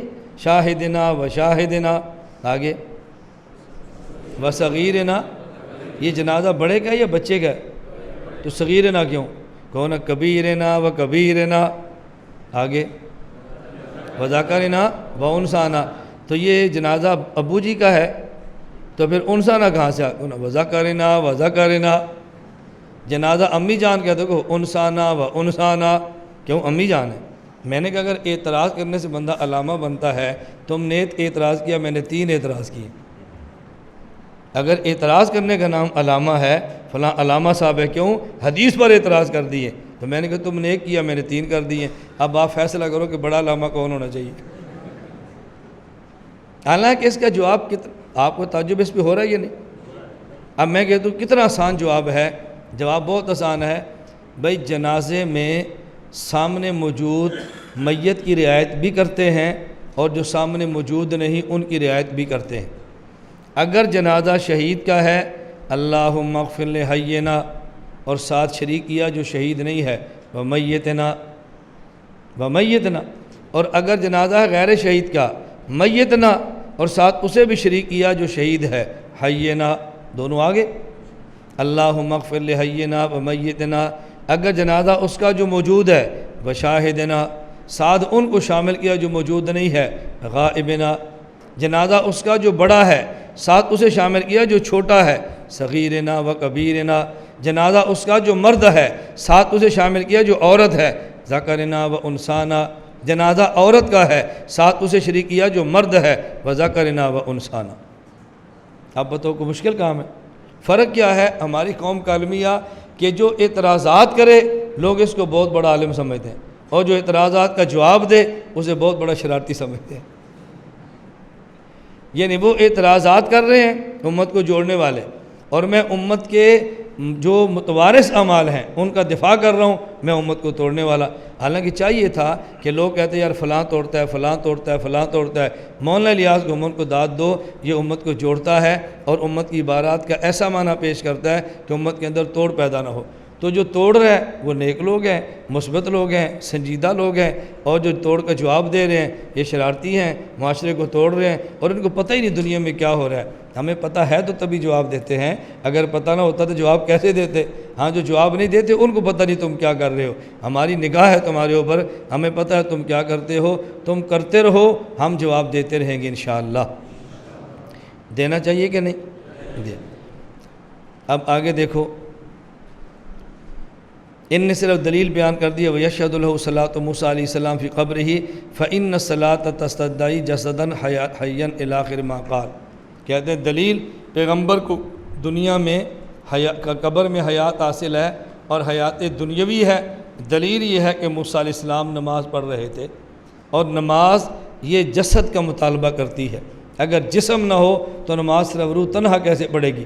تو نماز پڑھنا اس بات کی دلیل ہے کہ موسیٰ علیہ السلام قبر میں زندہ ہیں اور دنیا والے جسد اثر کے ساتھ زندہ ہیں۔ یہاں پر آپ کو مماتی کہیں گے یہ اللہ کے نبی صلی اللہ علیہ وسلم کا معجزہ ہے۔ موسیٰ علیہ السلام قبر میں نماز پڑھ رہے تھے، اللہ کے نبی نے دیکھا تو یہ حضور پاک کا معجزہ ہے۔ اب دو باتیں یاد رکھنا، ایک ہے حضرت موسیٰ علیہ السلام کا قبر میں نماز پڑھنا، اور ایک ہے موسیٰ علیہ السلام کے قبر میں نماز پڑھنا اور اللہ کے نبی کا باہر سے دیکھ لینا۔ موسیٰ علیہ السلام کا نماز پڑھنا یہ معجزہ نہیں ہے، قبر میں موسیٰ علیہ السلام نماز پڑھیں اور برزخ میں ہوں اور پردے میں ہوں اور اللہ کے نبی باہر سے دیکھ لیں، یہ اللہ کے نبی کا معجزہ ہے۔ تو معجزہ نماز پڑھنا نہیں ہے، معجزہ نماز پڑھتے ہوئے کو دیکھ لینا ہے۔ معجزہ اور ہے اور انہیں معجزہ اور کو بنا دیا۔ اب آگے دیکھو کتنی صریح عبارت ہے، کہتے ہیں محنت کو سمجھتے نہیں ہیں۔ فَثَبَتَ بِهَذَا أَنَّ حَيَاتَهُ دُنْيَوِيَّةٌ بَرْزَخِيَّةٌ۔ آ گیا نا؟ پیچھے کیا تھا؟ دنیویۃ لا برزخیۃ۔ مماتی شور مچاتے ہیں، دیکھو برزخی کا انکار ہو رہا ہے۔ ہم نے کہا برزخی کا نہیں، برزخیۃ کما ہی حاصلۃ کا انکار ہو رہا ہے، برزخیۃ کا انکار نہیں ہو رہا۔ فثبت بہذا ان حیاتہ دنیویۃ برزخیۃ۔ کیوں؟ لکونہا فی عالم البرزخ۔ یہ دنیویت کیوں ہے؟ اس پر دلیل دی ہے موسیٰ علیہ السلام کا نماز پڑھنا، اور نماز جسد کے ساتھ ہوتی ہے لہذا دنیویہ ہے۔ اور برزخیہ کیوں ہے؟ کہ موسیٰ علیہ السلام جو نماز پڑھ رہے تھے عالم دنیا میں نہیں تھے بلکہ عالم برزخ میں تھے، وہ حیات دنیویہ بھی ہے اور برزخیہ بھی ہے۔ آگے فرمایا کہ اس پر بہترین کتاب مولانا قاسم نانوتوی رحمۃ اللہ علیہ نے لکھی ہے۔ اب لوگ کہتے ہیں مولانا قاسم نانوتوی رحمۃ اللہ نظریہ ٹھیک نہیں ہے، اور شیخ سہارنپوری جس پر اکابر علماء دیوبند کے دستخط ہے، یہ کیا فرماتے ہیں؟ دیکھو ذرا، محمد قاسم العلوم علی المستفیدین قدس اللہ سرہ العزیز فی هذا المبحث رسالۃ المستقلہ دقیقۃ الماخذ بدیعۃ المسلک لم یرى مثلها۔ یہ ایسی کتاب ہے کہ اس جیسی کتاب دنیا میں نظر ہی نہیں آتی، اتنی بہترین کتاب ہے۔ تو کتاب سمجھ نہ آئے تو کتاب کی مخالفت نہیں کرنی چاہیے، سمجھنی چاہیے۔ الناس اعداء لما جاہلوا، یہ ضابطہ ہے کہ لوگ جس کو سمجھتے نہیں اس کو دشمن ہو جاتے ہیں۔ ہم کہتے ہیں جس کو نہ سمجھیں دشمن نہ سمجھنے کی کوشش کریں۔ السوال السادس، چھٹا سوال، حل للداعی فی المسجد النبوی ان یجعل وجہہ الی القبر المریف ویسأل من المولا الجلیل متوسلا بنبیہ الفخیم النبیل صلی اللہ علیہ وسلم۔ جو آدمی مسجد نبوی میں اللہ پاک سے دعا مانگے تو دعا کا طریقہ کیا ہے؟ ایک دعا کا طریقہ یہ ہے، مثال کے طور پہ دیکھیں، یہ مغرب ہے، قبلہ ہے، مغرب نہیں قبلہ ہے، اور یہ مسجد نبوی ہے، نبی پاک صلی اللہ علیہ وسلم کی قبر مبارک ہے۔ اب اس کا ایک طریقہ کیا ہے؟ آدمی مسجد نبوی اللہ کے نبی کی قبر کی طرف پشت کر دے اور کعبہ کی طرف منہ کر کے دعا مانگنا شروع کر دے۔ اور دوسرا طریقہ کیا ہے کہ نبی پاک صلی اللہ علیہ وسلم کی قبر مبارک کی طرف چہرہ کر لے اور پشت کعبہ کی طرف کرے اور دعا مانگنا شروع کر دے۔ تو تمہارے ہاں دعا کا طریقہ کون سا ٹھیک ہے؟ نبی پاک صلی اللہ علیہ وسلم کی قبر مبارک کی طرف چہرہ کرے اور پھر اللہ سے دعا مانگے، یا حضور کی قبر مبارک طرف اپنی پشت کرے اور کعبہ کی طرف منہ کرے پھر اللہ سے دعا مانگے؟ تمہارے یہاں بہترین طریقہ کون سا ہے؟ حضرت فرماتے ہیں اختلاف الفقہاء فی ذلک کما ذکر الملا علی قاری رحمہ اللہ تعالی۔ حضرت فرماتے ہیں اس میں فقہاء کا اختلاف ہے۔ بعض فقہاء کہتے ہیں کہ وہ وہاں دعا مانگتے وقت منہ کعبہ کی طرف کرے اور پشت اللہ کے نبی صلی اللہ علیہ وسلم کے روضہ کی طرف کرے، اور یہ رائے بیان فرمائی ہے ابو اللیث کی کرمانی کی اور سروجی کی۔ اور اس پہ دلیل کیا بیان فرمائی؟ امام حسن نے امام ابو حنیفہ سے روایت کی ہے کہ وہ فرماتے ہیں کہ دعا ایسے کرنی چاہیے۔ آگے حضرت سہارنپوری رحمہ اللہ فرماتے ہیں ملا علی قاری کے حوالے سے کہ محقق مطلق ابن الحمام فرماتے ہیں کہ ابو اللیث کی بات درست نہیں ہے، بلکہ جب آدمی دعا مانگے تو چہرہ رسول اکرم صلی اللہ علیہ وسلم کی قبر مبارک کی طرف کرے اور آپ کے توسل سے اللہ سے دعا مانگے اور پشت اپنی کعبہ کی طرف کرے۔ اس پہ دلیل حضرت امام ابو حنیفہ رحمۃ اللہ علیہ حضرت عبداللہ بن عمر رضی اللہ عنہما سے نقل کرتے ہیں، فرمایا من السنت ان تاتی قبر رسول اللہ صلی اللہ علیہ وسلم، سنت یہ ہے آپ اللہ کے نبی قبر پر جاؤ فتستقبل القبر بوجہک، تو چہرہ آپ کا حضور کی قبر کی طرف ہونا چاہیے، ثم تقول السلام علیکہ ایہا النبی ورحمۃ اللہ وبرکاتہ، حضور کو سلام کہو۔ فرمایا ثم ایدہ بروایت اخری، آگے پھر دوسری روایت نقل کر دی ہے۔ وہ روایت کس نے؟ مجد الدین لغوی نے نقل کی عبداللہ بن مبارک سے۔ حضرت عبداللہ بن مبارک فرماتے ہیں کہ حضرت امام ابو حنیفہ رحمۃ اللہ علیہ فرماتے ہیں میں مسجد نبی میں تھا اور وہاں ابو ایوب سختیانی رحمۃ اللہ علیہ تشریف لائے، انہوں نے نبی پاک صلی اللہ علیہ وسلم، میں نے دیکھا کہ وہ کیا کرتے ہیں، یہ دعا کیسے مانگتے ہیں۔ انہوں نے اپنے چہرے کو اللہ کے نبی کی قبر کی طرف کر لیا اور اپنی پشت کو کعبہ کی طرف کر لیا اور بقا غیر متباکن، وہاں کھڑے ہو کر رونا شروع کر دیا، اور ایسے نہیں روئے جیسے تکلف سے کوئی مصنوعی رونا روتا ہے، حقیقتاً رونا شروع کر دیا، اللہ سے دعا مانگی۔ فقام مقام فقیہن، ایسے کھڑے جیسے فقیہ مانگتا ہے، فقیہ کھڑا ہو کے دعا مانگتا ہے، شان فقاہت کے ساتھ مانگے رہتے۔ اب ملا علی قاری رحمہ اللہ فرماتے ہیں اس سے معلوم ہوتا ہے حضرت امام ابو حنیفہ پہلے متردد تھے کہ منہ کس طرف کریں۔ حضرت ابو ایوب سختیانی رحمہ اللہ کے عمل کو دیکھنے کے بعد امام صاحب کا تردد اپنا ختم ہو گیا۔ اب اگر ہم یہ کہیں امام صاحب سے دو روایتیں ہیں، ایک روایت قبلہ کی طرف منہ کرے اور ایک روایت اللہ کے نبی کے روضہ کی طرف منہ کرے، تو حضرت فرماتے ہیں دونوں میں جمع کرنا آسان ہے کہ قبلہ کی طرف منہ کرنے کا قول پہلے کا تھا اور اللہ کے نبی کی قبر کی طرف منہ کر کے دعا مانگنے کا قول بعد کا ہے۔ فرماتے ہیں اس پر حضرت ہمارے مولانا گنگوئی رحمۃ اللہ علیہ نے مستقل کلام فرمایا ہے زبدۃ المناسک میں، تو ہماری رائے یہ ہے کہ دعا ایسے ہی مانگنی چاہیے۔ اور آج بھی آپ وہاں جائیں تو آپ کو بیسیوں نہیں، سینکڑوں نہیں، ہزاروں لوگ ملیں گے، اور دو چار تمہیں ملیں گے کہ جو قبر کے پاس کھڑے ہو کے کعبہ کی طرف منہ کر کے نماز پڑھیں، دعا مانگے، دو چار ملیں گے، باقی سارے کے سارے دعا مانگ لیں نبی کریم صلی اللہ علیہ وسلم کی قبر مبارک طرف منہ کریں گے اور وہاں کھڑے ہو کے دعا مانگیں گے۔ اللہ تعالی ہمیں بھی وہاں جا کر بار بار مانگنے کی توفیق عطا فرمائے۔ السؤال السابع، ساتواں سوال، ما قولکم فی تکثیر الصلاۃ علی النبی صلی اللہ علیہ وسلم وقراءۃ دلائل الخیرات والاوراد۔ ساتواں سوال یہ ہے کہ حضور اکرم صلی اللہ علیہ وسلم کے پر کثرت کے ساتھ درود پڑھنا تمہاری رائے کیا ہے؟ کہ حضور پر درود بہت پڑھنا چاہیے، کم پڑھنا چاہیے، تمہاری رائے کیا ہے؟ نمبر دو، اسی کے اندر بات فرمائی کہ دلائل الخیرات ایک کتاب ہے ابو عبداللہ محمد بن سلیمان الجزولی کی، ان کی وفات سن 870 ہجری میں ہے۔ ان کی دلائل الخیرات پڑھنا کیسے ہے؟ یہ اس کے علاوہ اور اورات جو نبی پاک صلی اللہ علیہ وسلم کے الفاظ تو نہیں ہیں لیکن ہیں، وہ صلاۃ کسی کے پڑھنے کیسے ہیں؟ حضرت فرماتے ہیں یستحب عندنا تکثیر الصلاۃ علی النبی صلی اللہ علیہ وسلم وہو من ارجى الطاعات واحب المندوبات سواء کان بقراءۃ الدلائل والاوراد الصلواتیہ المؤلفہ فی غیر ذلک او بغیرہا۔ حضرت فرماتے ہیں کہ ہمارے ہاں کثرت کے ساتھ نبی کریم صلی اللہ علیہ وسلم پر درود پاک پڑھنا مستحب ہے، اس کے لیے دلائل الخیرات پڑھ لیں تو بھی ٹھیک ہے، کوئی اور کتاب لکھی ہو پڑھ لیں وہ بھی ٹھیک ہے۔ آگے لکھا ہے ولاکن الافضل عندنا ما صح بلفظہ صلی اللہ علیہ وسلم، لیکن ہمارے ہاں افضل درود پاک وہ ہے کہ جس کے الفاظ بھی نبی کریم صلی اللہ علیہ وسلم سے ثابت ہوں، یہ درود ہمارے ہاں زیادہ بہتر ہے، ہم کثرت صلاۃ کے قائل ہیں۔ اور یہ جو دلائل الخیرات کتاب ہے ہمارے ہاں یہ مستقل ترتیب ہے، ہمارے بڑے مشائخ خود بھی پڑھتے، باقاعدہ اس کتاب پڑھنے کی اجازت دیتے تھے کہ جو اس کتاب کو پڑھنا چاہیے ہماری طرف سے اس کو اجازت ہے، اجازت بھی دیتے تھے۔ ہمارے یہاں دونوں قسم کے درود جائز ہیں، لیکن افضل درود وہ ہے کہ جس کے الفاظ نبی پاک صلی اللہ علیہ وسلم سے منقول ہیں۔ حکیم الامت مجدد الملت مولانا اشرف علی تھانوی رحمۃ اللہ علیہ حضرت کے ایک اجل خلیفہ تھے، حضرت مولانا عبد الغنی پھول پوری رحمہ اللہ تعالی۔ حضرت پھول پوری رحمۃ اللہ علیہ سے ایک آدمی بیعت ہو گیا، اور بیعت ہونے والا آدمی بدعتی تھا۔ بیعت تو ہو گیا پیر سمجھ کر، اس نے حضرت سے سوال کیا کہ حضرت مجھے یہ بتائیں کہ میں یہ جو درود تاج ہے، درود ماہی، یہ جو درود تاج ہے کیا میں پڑھنا چاہوں تو پڑھ سکتا ہوں؟ اب حضرت کا جواب سنیں۔ حضرت فرمانے لگے ایک درود وہ ہے جو اللہ کے نبی نے بنایا ہے، اور ایک درود وہ ہے جو بعد کے کسی مولانا نے بنایا ہے، تو آپ کا خیال کیا ہے کون سا درود زیادہ بہتر ہے؟ اس نے کہا حضرت وہ درود زیادہ بہتر ہے جو رسول اللہ صلی اللہ علیہ وسلم نے بنایا ہے۔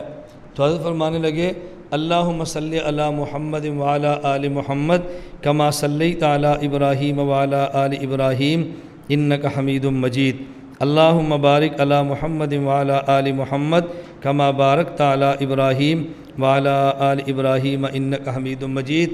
یہ درود وہ ہے جو اللہ کے نبی نے بنایا ہے، اور درود تاج وہ ہے جو بعد کے کسی مولوی نے بنایا ہے۔ اس نے کہا جی حضرت مجھے بات سمجھ آ گئی۔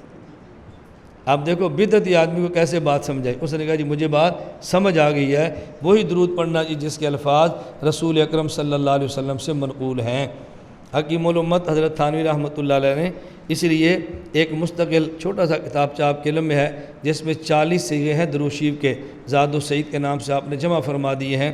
25 صیغے اس میں صلات کے ہیں اور 15 صیغے سلام کے ہیں۔ حضرت رحمۃ اللہ علیہ فرماتے تھے کہ یہ الفاظ وہ ہیں جو اللہ کے نبی سے منقول ہیں، اس لیے اس کا اہتمام کر لینا چاہیے۔ مناجات مقبول کے نام پہ حضرت نے مستقل کتاب تصنیفات فرما دی ہے اور اس کی 7 منزلیں بنا دی ہیں۔ فرمایا روزانہ ایک منزل پڑھو تو جتنی احادیث میں دعائیں آتی ہیں ان میں ساری تو نہیں لیکن بہت ساری دعائیں اس کے اندر آ گئی ہیں، یہ دعا بھی ہو جائے گی اور ان الفاظ کے ساتھ ہوگی جو رسول اکرم صلی اللہ علیہ وسلم سے منقول ہے۔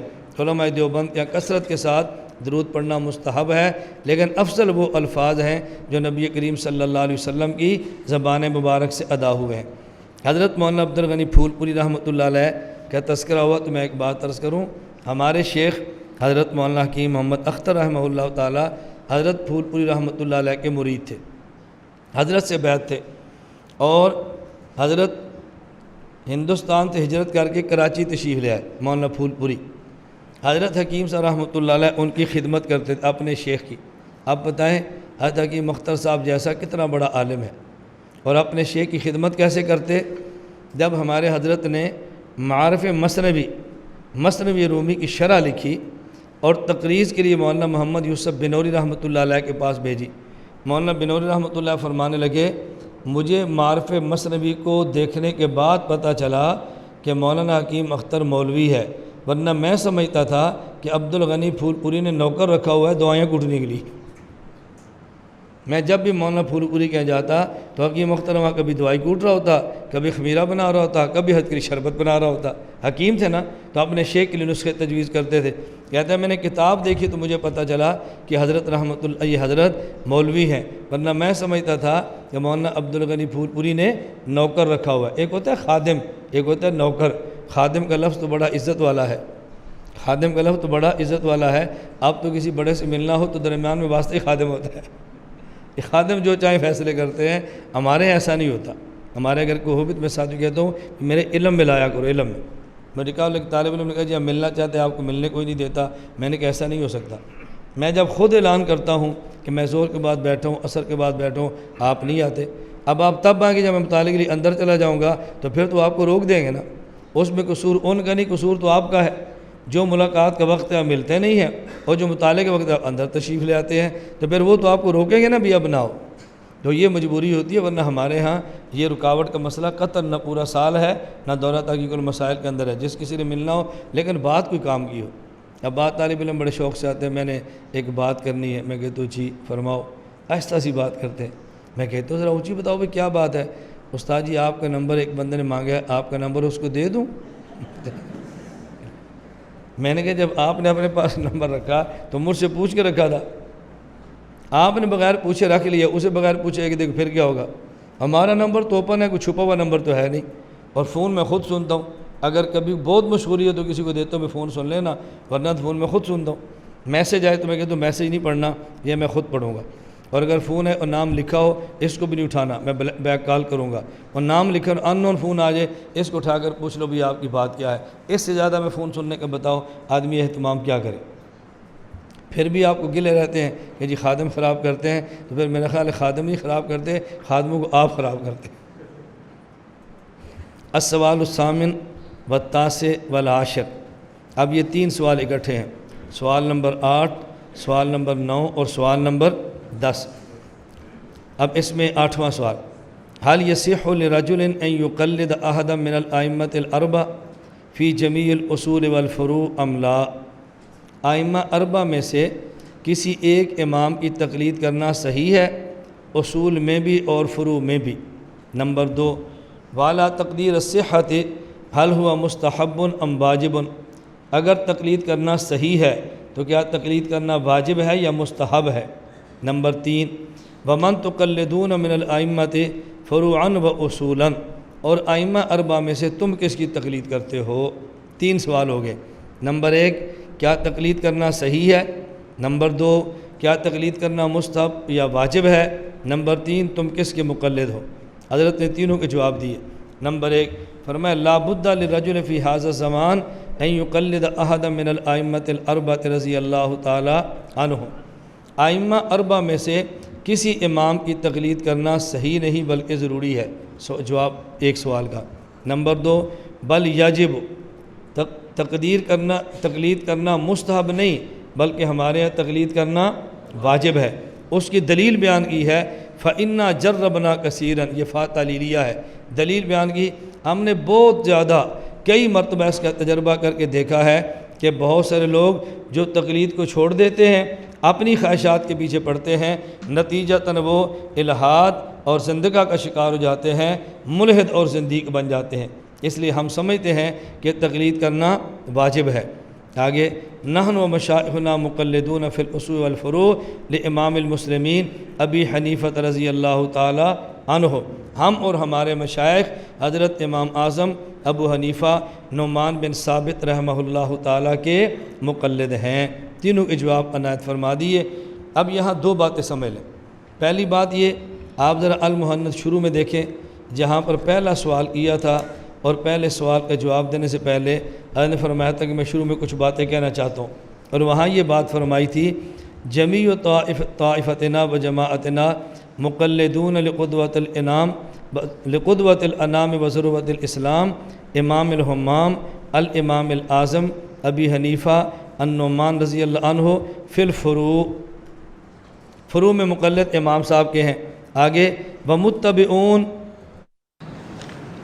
للامام الحمام ابی الحسن الاشعری والامام الحمام ابو منصور ماتوریدی عنہما فی الاعتقاد والاصول، ہم اصول میں مقلد ان کے ہیں، امام ابو الحسن اشعری اور ابو منصور ماتوریدی کے، اور فروع میں مقلد حضرت امام اعظم ابو حنیفہ کے ہیں۔ اور یہاں کیا فرما رہے ہیں؟ مقلدون فی الاصول والفروع امام المسلمین ابی حنیفہ، ہم اصول اور فروع دونوں میں مقلد ہیں امام اعظم ابو حنیفہ کے۔ تو کوئی تمہیں یہ دھوکہ نہ دے کہ دونوں عبارتوں میں تعارض ہے۔ میں اس کی وضاحت وہاں پہ کر چکا ہوں کہ وہاں اصول کا معنی اور ہے اور یہاں اصول کا معنی اور ہے۔ جب ہم کہتے ہیں ہم اصول میں مقلد ہیں ابو الحسن اشعری اور ابو منصور ماتوریدی کے، اور فروع میں مقلد ہے امام اعظم ابو حنیفہ کے، وہاں فروع سے مراد اجتہادی مسائل ہوتے ہیں اور اصول سے مراد عقائد ہوتے ہیں۔ اور جب ہم یہ بات کہتے ہیں ہم اصول اور فروع دونوں میں امام اعظم ابو حنیفہ کے مقلد ہیں، تو یہاں فروع سے مراد اجتہادی مسائل ہوتے ہیں اور اصول سے مراد وہ قواعد ہوتے ہیں کہ جن کے ذریعے اجتہادی مسائل کا استنباط ہوتا ہے۔ یہاں اصول کا معنی اور ہے اور وہاں اصول کا معنی اور ہے۔ اور دوسری بات یہاں سمجھ لیں، یہ پہلے بھی آئی ہے اور ممکن ہے آئندہ بھی بار بار آئے، یہاں انہوں نے امام اعظم ابو حنیفہ رحمۃ اللہ علیہ کے لیے لفظ استعمال کیا رضی اللہ تعالی عنہ، اور اسی طرح ائمہ اربع کے لفظ استعمال رضی اللہ تعالی عنہم۔ اس پر ہمارے بہت سارے طلباء کو بطور عام اور عام کو بطور خاص یہ اشکال ہوتا، میرا لفظ سمجھئے، طلباء کو بطور عام اور عام کو بطور خاص اشکال ہوتا ہے کہ امام ابو حنیفہ کو رضی اللہ عنہ کیوں کہتے ہیں؟ کیا وہ صحابی تھے؟ وہ تو صحابی رضی اللہ عنہ کیوں کہتے ہیں؟ اور غیر مقلد اس کو بطور اعتراض پیش کرتے ہیں۔ ایک غیر مقلد کہنے لگا کہ صاحب ہدایہ یہ گستاخ صحابہ ہے رضی اللہ عنہ۔ یہ گستاخ صحابہ کیوں ہے؟ اس لیے کہ صاحب ہدایہ بار بار کہتا ہے عند ابی حنیفہ رضی اللہ عنہ، مذہب ابی حنیفہ رضی اللہ عنہ، خلاف ابی حنیفہ رضی اللہ عنہ۔ تو رضی اللہ عنہ کہنا یہ صحابی کے ساتھ خاص ہے، تو جو بات صحابی کے ساتھ خاص تھی صاحب ہدایہ نے وہ ابو حنیفہ کے ساتھ کہہ دیا ہے، تو اس نے گویا ابو حنیفہ کو صحابہ کے ساتھ کھڑا کر دیا ہے، اور یہ صحابہ کی گستاخی ہے رضی اللہ تعالی عنہ۔ میں نے کہا جواب سمجھے، اگر صحابہ کے علاوہ کسی اور کو رضی اللہ عنہ کہنا یہ گستاخ صحابہ ہے، تو میں نے کہا سب سے پہلے فتویٰ اب اللہ کی ذات اور اللہ کے قرآن پر لگاؤ۔ پہلے آپ کو جی قرآن میں صحابہ کی گستاخی ہے، اور پھر کہنا الیاذ باللہ اللہ تعالیٰ گستاخ صحابہ ہے۔ کیوں؟ اللہ فرماتے ہیں والسابقون الاولون من المہاجرین والانصار والذین اتبعوہم بإحسان رضی اللہ عنہم۔ مہاجرین صحابہ رضی اللہ عنہم، انصار صحابہ رضی اللہ عنہم، والذین اتبعوہم، اور ان کے بعد آ کر ان کی اتباع کرنے والے رضی اللہ عنہم۔ تو غیر صحابی کو رضی اللہ عنہ پہلے خدا نے فرمایا ہے اور پھر صاحب ہدایہ نے فرمایا ہے۔ غیر صحابی کو رضی اللہ عنہ پہلے قرآن میں آیا ہے اور پھر ہدایہ میں آیا ہے، تاکہ ہمیں پتہ چلے کہ تمہیں صرف ہدایہ پر اعتراض نہیں، تمہیں مسئلے پر اعتراض ہے۔ اب کرو اعتراض اس کے اوپر، اس پر اعتراض نہیں کریں گے۔ اب مجھے ایک ساتھی کہنے لگا تو پھر یہ ضابطہ غلط ہے کہ صحابی کو رضی اللہ عنہ کہیں اور غیر صحابی کو رحمۃ اللہ علیہ کہیں۔ میں نے کہا ضابطہ بالکل ٹھیک ہے۔ کیا ضابطہ ٹھیک ہے تو پھر قرآن غلط ہے؟ میں نے کہا قرآن بھی ٹھیک ہے۔ اب آپ سمجھ گئے ضابطہ کیا ہے؟ صحابی کو رضی اللہ عنہ اور غیر صحابی ولی کو رحمۃ اللہ علیہ، اور قرآن میں غیر صحابی کو رحمۃ اللہ علیہ کہا ہے۔ ضابطہ ٹھیک ہے؟ میں نے کہا بالکل۔ قرآن بھی ٹھیک ہے؟ میں نے کہا بالکل۔ یہ دونوں ٹھیک کیسے ہو سکتے ہیں؟ میں نے کہا دونوں ٹھیک اس طرح ہو سکتے ہیں کہ یہ جو کہا نا صحابی کو رضی اللہ عنہ کہنا چاہیے اور غیر صحابی ولی کو رحمۃ اللہ علیہ کہنا چاہیے، اس ضابطے کی بنیاد ایک اور ضابطہ ہے۔ اس ضابطے کی بنیاد، ضابطے کے اندر ایک ضابطہ ہے، تمہیں اس کا پتہ نہیں ہے۔ ہم حنفی ہیں، ہم طے تک چلے جاتے ہیں، ہمیں ضابطے کے اندر ضابطے کا پتہ ہے، اور تمہیں ضابطے کے اندر جو ضابطے کی بنیاد ہے اس کا پتہ نہیں ہے۔ میں اس بات کو سمجھانے کے لیے ایک مثال دیا کرتا ہوں جو رات کو چٹ بھی آئی تھی، میں نے کہا تھا کس وقت میں بتاؤں گا۔ بریلویوں کا عقیدہ یہ ہے کہ نبی کریم صلی اللہ علیہ وسلم ہر جگہ حاضر اور ناظر ہیں۔ ان کی ایک دلیل صحیح بخاری میں روایت ہے کہ فرشتے آ کر کہتے ہیں ما تقول فی حاضر رجل محمد صلی اللہ علیہ وسلم، تم کیا کہتے ہو اس شخص حضرت محمد کے بارے میں؟ وہ کہتے ہیں عربی کا ضابطہ ہے اگر چیز دور ہو تو ذالکہ کہتے ہیں، اگر کوئی چیز قریب ہو تو پھر حاضہ کہتے ہیں۔ اب بتاؤ اگر اللہ کے نبی اپنی قبر میں ہوں اور میت یہ سرگودہ میں ہے تو فرشتہ پھر یہ کہے ما تقول فی ذالک رجل محمد صلی اللہ علیہ وسلم، تو ان کے بارے میں کیا کہتے ہیں؟ وہ کہتے ہیں ما تقول فی ھذا رجل محمد۔ اس سے معلوم ہوتا ہے کہ رسول اللہ صلی اللہ علیہ وسلم جب بندہ سرگودہ میں دفن ہوا تو اسی قبر میں آ جاتے ہیں، اور روزانہ ایک بندہ سرگودہ میں دفن نہیں ہوتا، دنیا کے ملکوں میں اور ملکوں کے شہروں میں اور شہروں کی بستیوں میں لاکھوں بندے روزانہ فوت ہوتے ہیں۔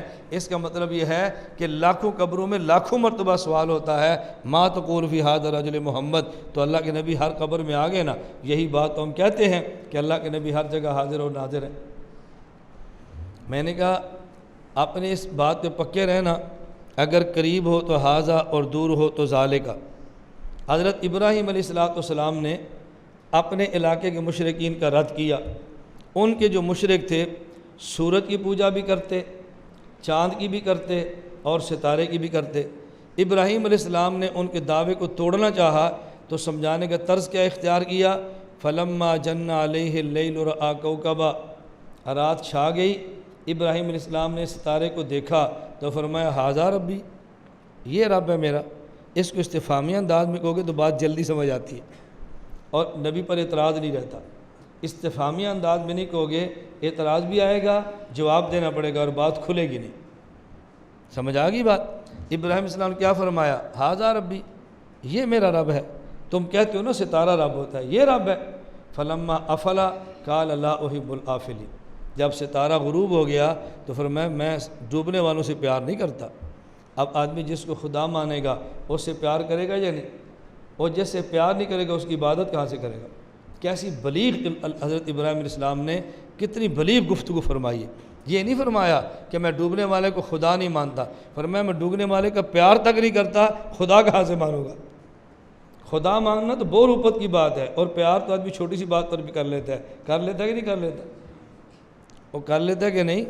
ہاں، چھوٹی چھوٹی باتوں پہ کر لیتا ہے، اور بندے کو بعد میں شرم آتی ہے کہ اس نے پیار کیا کیسے ہے۔ پھر ہمیں فقہا کی بات سمجھ آتی ہے، جو فقہا کہتے ہیں نا ہر گری پڑی چیز کے لیے کوئی اٹھانے والا بھی ہوتا ہے۔ پھر سمجھ آتی ہے کہ جب یہ گندگی دیکھتے ہیں نا پھر فقہا کا ضابطہ بڑی جلدی سمجھ آ جاتا ہے۔ میں نے کہا ستارہ کہاں پر ہے؟ آسمان پر۔ ابراہیم علیہ السلام کہاں پر ہے؟ زمین پر۔ ابراہیم علیہ السلام ذالک ربی کہہ رہے ہیں یا ھذا ربی کہہ رہے ہیں؟ تو آپ کہتے ہیں قریب ہو تو ھذا، دور ہو تو ذالک، یہاں تو قریب دور والے کو ھذا کہا جا رہا ہے، تمہارا ضابطہ کدھر گیا؟ یہی اعتراض تھا نا کہ اللہ کے نبی مدینہ میں یہاں سے دور ہے تو ھذا کیوں کہا؟ میں نے کہا آسمان پر ہے ستارہ، ابراہیم علیہ السلام زمین پر ہے تو ھذا ربی کیوں کہا؟ تم نے دلیل میں بخاری پیش کی ہے، ہم نے قدم اور آگے بڑھ کر دلیل میں قرآن پیش کیا ہے۔ اب وہ سوال کیا کرتا ہے؟ یہ ضابطہ غلط ہے، اگر قریب ہو تو ھذا یہ اور دور ہو تو ذالک وہ، آپ بتائیں ضابطہ غلط ہے یا ٹھیک ہے؟ ٹھیک ہے۔ میں نے کہا ضابطہ ٹھیک ہے تو پھر یہ قرآن میں غلط ہے؟ میں نے کہا قرآن میں بھی ٹھیک ہے۔ تو جب ضابطہ یہ ہے قریب والے کو ھذا یہ، دور والے کو ذالک وہ، تو پھر ستارہ دور ہے، ابراہیم السلام نے ھذا کیوں فرمایا؟ میں نے کہا اس کی وجہ یہ ہے کہ تمہیں صرف ایک ضابطہ معلوم ہے نحو کا، ہمیں ضابطے کے اندر ایک ضابطہ اور بھی معلوم ہے جس تک تمہاری نگاہ نہیں۔ اگر چیز قریب ہو تو ھذا کہتے ہیں، اور اگر دور ہو تو ذالک کہتے ہیں، لیکن جس چیز کو دیکھا جا رہا ہے مرئی اور دیکھنے والا رائی، اگر رائی اور مرئی کے درمیان فاصلہ ہو لیکن حجاب نہ ہو، رکاوٹ نہ ہو، تو پھر ذالک کہہ لیں تب بھی ٹھیک ہے، ھذا کہہ لیں تب بھی ٹھیک ہے۔ ستارہ آسمان پر ہے، ابراہیم علیہ السلام زمین پر ہے، درمیان میں کوئی حجاب نہیں ہے، تو ذالک کی بجائے انہوں نے ھذا کہہ دیا، اور یہاں میت سرگودہ قبرستان میں ہے، اللہ کے نبی مدینہ منورہ میں ہے، عالم بدل گیا ہے، درمیان میں کوئی حجاب نہیں ہے، تو ذالک نہیں فرمایا بلکہ ھذا فرما دیا۔ ذالک نہیں فرمایا بلکہ ھذا فرما دیا۔ میں نے کہا آپ ضابطہ سمجھے، اگر صحابی ہو تو رضی اللہ عنہ کہتے ہیں، اور اگر غیر صحابی ولی ہو تو رحمت اللہ علیہ کہتے ہیں۔ یہ ضابطہ کیوں بنایا گیا ہے؟ اگر یہ ضابطہ نہ بناتے تو شبہہ پیدا ہوتا۔ ایک کتاب میں لکھا ہوتا حضرت عمر نے فرمایا، لوگ پوچھتے حضرت عمر بن خطاب ہیں یا عمر بن عبدالعزیز ہیں؟ جب کہا حضرت عمر رضی اللہ عنہ نے فرمایا تو سمجھ آگئی فرمانے والے عمر بن خطاب ہیں، اور جب کہا عمر رحمۃ اللہ علیہ نے فرمایا تو سمجھ آگئی عمر بن عبدالعزیز ہیں۔ تو یہ ضابطہ ہے شبہ ختم کرنے کے لیے، اور جو بندہ اتنا معروف ہو جہاں پر شبہ کا خدشہ ہی نہ ہو، وہاں رضی اللہ عنہ کہہ دے تب بھی ٹھیک ہے، رحمۃ اللہ علیہ کہہ دے تب بھی ٹھیک ہے۔ حضرت امام ابو حنیفہ کی شخصیت اتنی متعارف ہے کہ کوئی شخص بھی دنیا میں مسلمان ہو یا کافر ان کو صحابی کہنے کے لیے تیار نہیں ہے۔ ان کی تو تابعیت میں لوگ اختلاف کرتے پھر رہے ہیں، صحابیت تو بڑا اول کا مسئلہ ہے۔ تو جس شخص کے صحابی نہ ہونے پر فریقین متفق ہیں، ان کو رضی اللہ عنہ کہہ دے تب بھی ٹھیک ہے، رحمۃ اللہ علیہ کہہ دیں تب بھی ٹھیک ہے۔ میں اس پر ایک واقعہ پیش کرتا ہوں۔ یہ فیصل آباد ایک مدرسے میں میری بچیاں پڑھتی تھیں۔ جمعے کا دن تھا اور میں فیصل آباد سے لاہور جانا تھا۔ اب 10-11 بجے نکلنا تھا، تو میں نے سوچا کہ جمعہ اسی مدرسے میں پڑھ لوں اور وہاں سے فیصل آباد چلا جاؤں۔ میں نے پوچھا لاہور چلا جاؤں، جمعہ کتنے بجے ہے؟ غالباً 1 یا 1:15 بتایا، مجھے اب یاد نہیں ہے۔ میں نے کہا اول وقت میں جمعہ ہوتا ہے میں یہاں پڑھ کے نکل جاتا ہوں۔ جب میں وہاں فون کیا تو انہوں نے کہا جی بیان بھی آپ کریں، خطبہ بھی آپ دیں، نماز بھی آپ پڑھیں۔ میں نے کہا ٹھیک ہے۔ میں نے بیان بھی کر دیا، خطبہ بھی دے دیا، نماز بھی پڑھا دی۔ نماز کے بعد جب بیٹھے چائے کے لیے تو میں نے سوچا مدرسے میں تو آئے ہیں، چلو اپنی بچی کو بھی مل لیں۔ محترم صاحب وہاں موجود نہیں تھے، اساتذہ تھے۔ تو میں نے ایک استاد سے کہا بھی اس نام کی میری بچی ہے، اس کو بلا تو میں ذرا مل لوں۔ تو مجھے کہتے ہیں آپ کے پاس کارڈ ہے شناخت نامہ؟ آپ کے پاس کارڈ ہے؟ میں نے کہا اس کارڈ پہ کیا لکھا ہوگا؟ میں اس کا باپ ہوں، تمہیں کوئی شک ہے میرے بارے میں؟ مجھے تم نہیں کل جہان جانتا ہے، جمعہ میں پڑھا رہا ہوں، خطبہ میں دے رہا ہوں، نماز میں پڑھ رہا ہوں، چاہے مجھے تم مولانا لیاز گھمن سمجھ کر پلا رہے ہو۔ جب میں نے کہا بچے سے ملنا ہے، کہتا شناخت نامہ ہے۔ میں نے کہا بھی شناخت نامہ تو ہوتا ہے جہاں شبہ ہو، اور جہاں شبہ نہ ہو وہاں شناخت نامہ ہو تو پھر بھی ٹھیک ہے، نہ ہو تو پھر بھی ٹھیک ہے۔ اور بات آپ کو سمجھ آ گئی کہ رضی اللہ عنہ رحمۃ اللہ علیہ کی تفریق کیوں ہے؟ جب شبہ ہو، اور جب شبہ نہ ہو تو رضی اللہ عنہ بھی ٹھیک ہے، رحمۃ اللہ علیہ بھی ٹھیک ہے۔ اگلی بات میں غیر مقلدین سے کہتا ہوں، اگر واقعتاً تمہیں علمی اشکال ہے نا تو پھر ہم کہتے ہیں کہ یہ اعتراض مسجد نبی میں کھڑے ہو کے شاہ فہد پہ کرو، مسجد نبی میں کھڑے ہو کے ملک شاہ فہد رحمۃ اللہ علیہ پہ کھڑے کرو، اور مسجد نبی میں کہو کہ شاہ فہد رحمۃ اللہ علیہ گستاخ صحابی ہے۔ کیوں؟ مسجد نبی میں اللہ آپ سب کو لے جائے، آپ وہاں جا کر دیکھیں۔ میں سمجھانے کے لیے کہتا ہوں، یہ مسجد نبی ہے، یہ سامنے مسجد، یہ عمارت ہے ترکی پرانی، اور یہ آگے سین ہے جہاں پر وہ چھتریاں لگی ہیں جو کھل جاتی ہیں اور بند ہوتی ہیں۔ ان چھتریوں کے بعد آگے پھر ایک برآمدہ ہے، اس برآمدے کے بعد پھر چھتریاں ہیں، آگے پھر مسجد نبی کا جدید سین سارا شروع ہو جاتا ہے۔ میں نے کہا آپ یہاں کھڑے ہوں تو مسجد نبی میں سین میں کھڑے ہو کے آپ قبلے کی طرف وہ دروازہ دیکھیں جو درمیان والا ہے مسجد نبی کے حال کا، وہاں لکھا ہے اللہ، نیچے لکھا ہے محمد صلی اللہ علیہ وسلم۔ آپ کھڑے ہو ادھر دیکھیں، ادھر لکھا ہوگا ابو بکر، پھر آگے لکھا ہے عمر، پھر لکھا ہے عثمان، پھر لکھا ہے علی، پھر لکھا ہے عباس، پھر لکھا ہے حسن، پھر لکھا ہے ابو ہریرہ، پھر لکھا ہے حسین، اور بالکل پیچھے چھتریاں کراس کر کے جائیں تو جو پہلا ستون ہے وہاں لکھا ہے نعمان بن ثابت رضی اللہ عنہ، نعمان بن ثابت رضی اللہ عنہ، رحمۃ اللہ علیہ نہیں ہے، نعمان بن ثابت رضی اللہ عنہ۔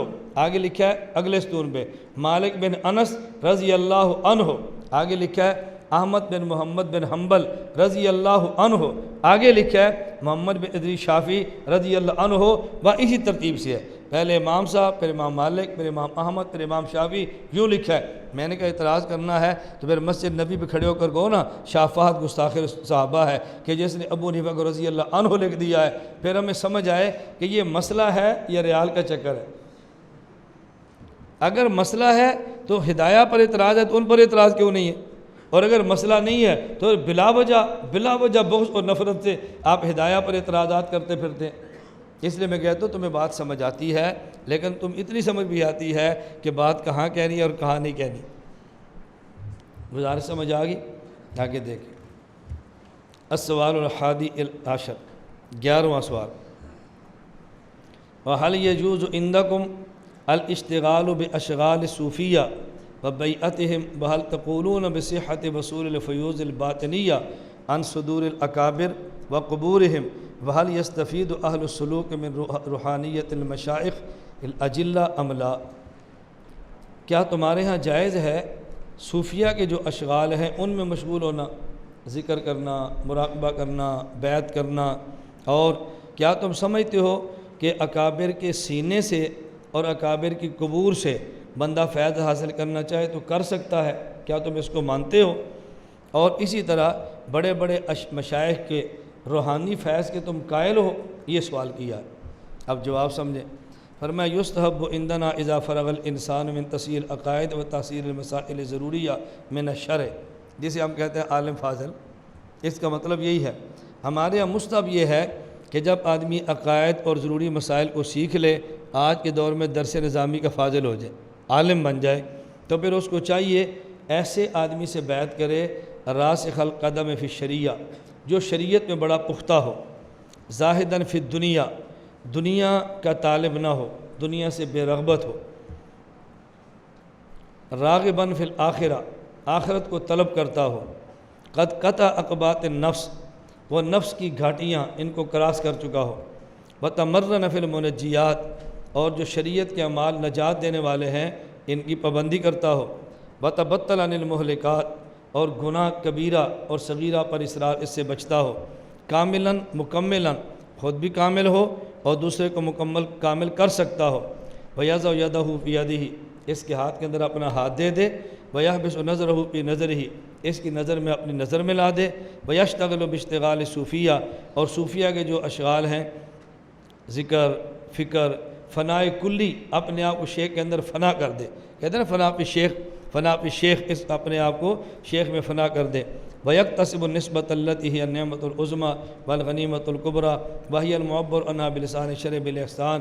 یہ بہت بڑی نسبت، جو بہت بڑی نعمت ہے، جسے حدیث پاک میں احسان فرمایا گیا، اس کو حاصل کرے. اور جو اس پر قادر نہ ہو، یعنی ذکر، مراقبہ، فنائے کلی، مکمل اطاعت، بہت زیادہ منہمک نہ ہو سکتا ہو، پھر کم از کم یہ ہے فَيَكْفِي الْإِنْسِلَاقُ بِسِلْكِهِمْ وَالْإِنْحِرَاطُ فِي حِزْبِهِمْ. اس گروہ میں شامل ہو جائے جسے ہم کہتے ہیں کہ برکت کے لیے دعا کر لیں. بعض مرید برکت کے لیے ہوتی ہے نا، ایک مرتبہ بیعت کر لی، زندگی میں پھر کبھی ملے تو کہا استاد جی مجھے پہچانا ہے؟ نہیں، میں نے آپ سے بیعت کی تھی. ہمارے یہاں مجھے ایک ساتھی کے آپٹا بات سے فون ہے، السلام علیکم. میں نے کہا وعلیکم السلام. استاد جی مجھے پہچانا ہے؟ میں نے کہا نہیں. جب آپ جلسہ کر کے جانے لگے تھے نا، تو میں گاڑی کے پاس کھڑا تھا، تو شیشہ نیچا کرا کر میں نے آپ سے سلام لیا تھا. میں نے کہا پہچان لیا. میں کبھی سمجھاتا ہوں ہمارے یہاں پہچان کا طریقہ کیا ہوتا ہے. کوئی بندہ ملتا ہے نا کسی علاقے میں، مولانا صاحب السلام علیکم، مجھے پہچانا ہے؟ ہم کہتے نہیں، میں نے پچھلے سال آپ کے مرکز عصر کی نماز آپ کے پیچھے پڑھی تھی. میں نے کہا اب پہچان لیا. تو بعض ایسے چلو برکت کے لیے شامل ہو جائے بھی ہم نے بیعت کی تھی، اصل تو وہ ہے، ورنہ کم از کم یہ ہے. کیوں؟ اللہ کے نبی نے فرمایا المرء مع من احب، آدمی اسی کے ساتھ ہوگا قیامت کے دن جس کے ساتھ دنیا میں محبت کرے. حضرت انس بن مالک رضی اللہ عنہ فرماتے ہیں، ایک آدمی نے پوچھا یا رسول اللہ متی الساعۃ، قیامت کب آئے گی؟ آپ نے فرمایا ما عادت للساعۃ، قیامت کی تیاری کیا کی ہے؟ اس نے کہا ما عادت للساعۃ الا انی احب اللہ ورسولہ، میں اللہ کے رسول سے محبت کرتا ہوں، اس کے علاوہ میری کوئی تیاری نہیں ہے. آپ نے فرمایا المرء مع من احب، آدمی اسی کے ساتھ آخرت میں ہوگا جس کے ساتھ دنیا میں پیار کرتا ہے. حضرت انس رضی اللہ عنہ فرماتے ہیں کہ پوری زندگی میں مجھے سب سے زیادہ رسول اکرم صلی اللہ علیہ وسلم کے اس جملے پر خوشی ہوئی. کیوں؟ ہمارے سب سے بڑے محبوب ہی حضور ہیں. تو مجھے یقین ہو گیا میں قیامت کے اللہ کے نبی کے ساتھ ہوگا. فرمایا اولئک قوم لا یشقی جلیسہم، یہ ایسے لوگ ہیں ان کے ساتھ بیٹھنے والا کبھی محروم نہیں ہوتا. جیسے فجر کی نماز کے بعد مجلس ذکر ہوتی ہے، یہ ایسے لوگ ہیں. میرا خیال ہے آپ کو ساری بات سمجھ آ گئی ہوگی. حدیث پاک میں ہے نا، ذکر کی مجلس ہوتی ہے، فرشتے واپس جاتے ہیں. اللہ فرماتے ہیں کہاں سے آئے تھے؟ کہتے ہیں اللہ کچھ لوگ تیرا ذکر کر رہے تھے. اللہ فرماتے ہیں کیا مانگتے تھے؟ کہا جنت دیکھی ہے؟ کہا جی نہیں. دیکھ لیتے تو کتنی طلب سے مانگتے. کیس سے پناہ مانگتے؟ کہا جہنم سے. جہنم دیکھی ہے؟ کہا جی نہیں. دیکھ لیتے تو پھر؟ کہا اللہ اور زیادہ پناہ مانگتے. اللہ فرماتے تم گواہ بنو میں نے ان سب کو معاف کر دیا. فرشتے کہتے ہیں ایک آدھ تو ذکر کے لیے نہیں بیٹھے تھے، وہ مرکز کا قانون تھا، ان کی مجبوری تھی کہ باہر مفتی شبیر صاحب بیٹھے تھے، اندر مولانا الیاس گوہر بیٹھے ہوئے تھے، وہ پریشان تھے کہ ہم کس دروازے سے جائیں. اللہ فرماتے ہیں اولئک قوم لا یشقی جلیسہم، یہ بیٹھنے والے اتنے اچھے ہیں اس کی مغفرت بھی ہو جاتی ہے جو پھنسا بیٹھا ہے. میں آج کے ماحول میں اس کا مفہوم اس کے علاوہ کیا بیان کروں؟ جو اپنے کام کے لیے بیٹھا ہو، ذکر کے لیے نہ بیٹھا ہو، فرمایا اس کی مغفرت ہو جائے گی. یہ ایسی قوم ہے. اس کا معنی یہ نہیں ہے کہ موبائل چوری کرتے رہیں کہ مغفرت تو ہو ہی جانی ہے، دوسرے کا کھانا حرام کھاتے رہیں کہ مغفرت تو ہو ہی جانی ہے، کسی کی جوتی اٹھا لے کہ مغفرت ہو ہی جانی ہے. لعنت ایسی زندگی کے اوپر، لعنت ایسی زندگی کے اوپر. سچی بات یہ ہے ضمیر ہمارا ہمارے اوپر لعنت کیوں نہیں بھیجتا؟ 1000-2000 کا موبائل ہوگا کوئی چوری کر لے گا، کسی کی تھوڑی سی قیمتی چیز ہوگی چوری کر لیں گے، کسی کا جوتا ہوگا پہن کے چلے جائیں گے. کیا فائدہ ایسی زندگی کا؟ اللہ کی قسم کم از کم یہ گناہ تو عام بندے کو بھی نہیں کرنی چاہیے، لیکن طالب علم کو اس گناہ سے لاکھوں کوسوں دور رہنا چاہیے. بہت زیادہ بے حیائی کی بات ہے کہ آدمی کو چھوٹا جرم بھی کرے. میں یہ نہیں کہتا کہ آپ ایسا کرتے ہو، لیکن میں یہ ضرور کہتا ہوں کہ جب پڑھنے کے لیے آتے ہیں تو سارے پڑھنے کے لیے نہیں آتے، بعض تشکیل پر ہوتے ہیں. آپ یقین فرمائیں مکہ مکرمہ حرم آپ عمرے کے لیے جائیں، مدینہ منورہ زیارت مسجد کے لیے جائیں تو وہاں بھی کچھ لوگ عمرے کے لیے نہیں جاتے، صرف مانگنے کے لیے جاتے ہیں. اور بعض پڑھنے کے لیے نہیں آتے، گناہوں کے لیے آتے ہیں. اللہ کے لیے ڈر لگتا ہے کہ اللہ ایمان سے محروم نہ فرما دے. چوری بھی کی ہے تو کس کی، اور چوری بھی کی ہے تو کون سی چیز کی؟ بندے کو سن کر شرم آتی ہے. اللہ ہم سب کی حفاظت فرمائے. بس یہ چھوٹی سی بات مکمل کر رہے ہیں. انہوں نے فرمایا ہمارے سارے مشائخ یہ بیعت بھی کرتے ہیں اور صوفیاء کے اشغال بھی حاصل کرتے ہیں. البتہ اولیاء اور اکابر کے سینوں سے فیض حاصل کرنا اور ان کی قبور سے فیض حاصل کرنا ہم اس کے قائل ہیں، لیکن ایسے نہیں جیسے عوام کرتی ہے کہ قبر پہ سجدہ کر لے، قبر والے سے مانگنا شروع کر دے، اس کو چاٹنا شروع کر دے، ننگے پاؤں طواف شروع کر دے۔ اس طرح فیض حاصل نہیں ہوتا۔ اس فیض کا وہی طریقہ ہے جو اہل علم، اہل ذکر اور اہل بیت جانتے ہیں۔ اس کا طریقہ یہ نہیں جو یہ کہتے ہیں، اس کا طریقہ مختصر ذہن نشین فرما لیں۔ اپنی قبر پر جائے اور قبر پہ جا کے مراقب ہو جائے اور یہ تصور کرے یہ اللہ کا نیک بندہ ہے اور اس نیک بندے کی قبر پہ اللہ کی رحمتیں نازل ہو رہی ہیں، اور جہاں رحمتیں نازل ہوں پاس بیٹھنے والا محروم نہیں ہوتا، لہذا مجھ پر بھی خدا کی رحمتیں آ رہی ہیں۔ جیسے آپ کمرے میں بیٹھیں اور پنکھا اپنے لیے چلائیں، یہ دوسرا بندہ جو آیا ہے اس کے لیے پنکھا چلا نہیں ہے، پنکھا آپ کے لیے چلے، لیکن جب ہوا اوپر سے آئے گی تو جس کے لیے پنکھا نہیں چلا ہوا اس کو بھی ملتی ہے۔ یہ تصور کریں اللہ کی رحمت اس کے اوپر آ رہی ہے اور میں اس کے پاس بیٹھا ہوں تو اللہ اس رحمت سے مجھے بھی محروم نہیں فرمائیں گے۔ جو فیوز اس پر ہیں وہ فیوز ملیں گے، اور وہاں اللہ سے دعا کریں جس طرح اللہ آپ نے کرم کیا اور ان کے سینے کو دین کے لیے کھول دیا، اللہ ان کی برکت سے میرا سینہ بھی کھول دے۔ اللہ آپ نے ان کو محبت کی نگاہ سے دیکھا، یہ کامل ہو گئے، وہ محبت کی نگاہ مجھ پر فرما میں بھی کامل ہو جاؤں۔ اے اللہ آپ نے ان پہ کرم فرمایا، ان کی برکت سے مجھ پہ کرم فرما۔ یوں بیٹھ کے مراقب رہے تو انشاءاللہ اس سے فیض حاصل ملے گا، اور جو اللہ نے نسبت ان کو دی تھی وہ آپ کو دی ہیں، اور جو اللہ کی رحمت اس کی طرف آتی ہے اب اس کی واسطے سے آپ کی طرف آنا شروع ہو جائے گی۔ ہمارے حضرت فرماتے اس کی مثال بالکل ایسی ہے کہ جیسے آپ دریا کے کنارے پہ ایک مٹکا رکھ دیں اور نیچے مٹکے کو توڑ دیں، اب پانی آتا رہے گا اور مٹکے سے نکلتا رہے گا، اس مٹکے سے پانی کبھی ختم نہیں ہوگا، کیونکہ اس کا تعلق اب دریا اور سمندر کے ساتھ جڑ گیا ہے۔ بالکل اسی طرح جب آپ کا علم پختہ ہوگا، عمل کی توفیق ہوگی، آپ کی نسبت مشائخ کے واسطے سے اللہ کی ذات کے ساتھ جڑ جائے گی، اب اللہ وہ علوم بھی عطا فرمائے گا جو آپ نے پڑھے بھی نہیں ہوں گے، باطل سوال کرے گا آپ وہ جواب دیں گے جو آپ کے خیال میں بھی نہیں ہوں گے، اور آپ بعد میں سوچیں گے یہ مجھے جواب کہاں سے آیا ہے، یہ جواب اس نسبت سے آیا ہے جو اللہ والوں کی وساطت سے آپ کو اللہ کی ذات سے حاصل ہوتی ہے، اور یہ لڑی در لڑی، ہاتھ در ہاتھ، تعلق در تعلق یہ وہاں پہ قائم ہو جاتا ہے۔ جیسے ہمارے ہاں ایک طالب علم ہے، اس کا تعلق ہم سے ہے، آگے اس کا تعلق اپنے استاد سے ہوتا ہے، اس استاد سے براہ راست ہمیں تعلق نہیں ہوتا، لیکن روایت تو کہتے ہیں استاد جی یہ ہمارے استاد جی نے آپ کے لیے خوشبو بھیجی ہے، اب دیکھو نسبت بنی نا تو وہاں کی خوشبو آ گئی، یہ ہمارے استاد جی نے آپ کے لیے زمزم بھیجا ہے، یہ ہمارے استاد جی نے فلاں چیز بھیجی ہے۔ میں کل وہاں کمرے بیٹھا تھا تو ہمارے پاس چھوٹا سا برتن پڑا ہے پلاسٹک کا، مد اللہ کے نبی کے دور میں تھا کہ بھائی عظیم کراچی سے آئے تو انہوں نے کہا جی حضرت مولانا ڈاکٹر عبدالرزاق سکندر صاحب نے آپ کے لیے مد کا برتن بھیجا ہے۔ اب دیکھو درمیان میں واسطہ آیا تو چیزیں ملنے شروع ہو گئی نا، یہی معنی ہوتا نسبت کا کہ جب اہل اللہ سے تعلق ہوتا ہے، تعلق اللہ کی وجہ سے ہوتا ہے، اس لیے اہل اللہ کی وجہ سے اللہ سے تعلق بنتا ہے تو اللہ رب العزت کی طرف سے انعامات اس اہل اللہ کی واسطے سے بندے کو پہنچنا شروع ہو جاتے ہیں۔ یہ ہے اکابر کے سینے سے فیض حاصل ہونا، اور یہ ہے اکابر کی قبروں سے فیض حاصل ہونا۔ اس لیے جو نہیں سمجھتے تو کہتے ہیں دیکھو قبور سے فیض حاصل کے قائل ہیں، اس لیے حضرت نے فرمایا کہ ہم ایسے کرتے ہیں جیسے خواص میں معروف ہے، ایسے نہیں کہ جیسے عوام اکابر سے اور قبروں سے فیض حاصل کریں، ان کا طریقہ اور ہے، ہمارا طریقہ اور ہے۔ آپ کو یاد ہوگا میں نے آپ کو ایک واقعہ غالباً پرسوں سنایا تھا، حضرت اکاڑی رحمۃ اللہ نسبت کا یاد ہے نا آپ کو، میں نے بتایا تھا آپ کے ذہن میں ہونا چاہیے۔ اچھا ہماری اپنے حضرات سے نسبت، اس کا نتیجہ کیا نکلتا ہے؟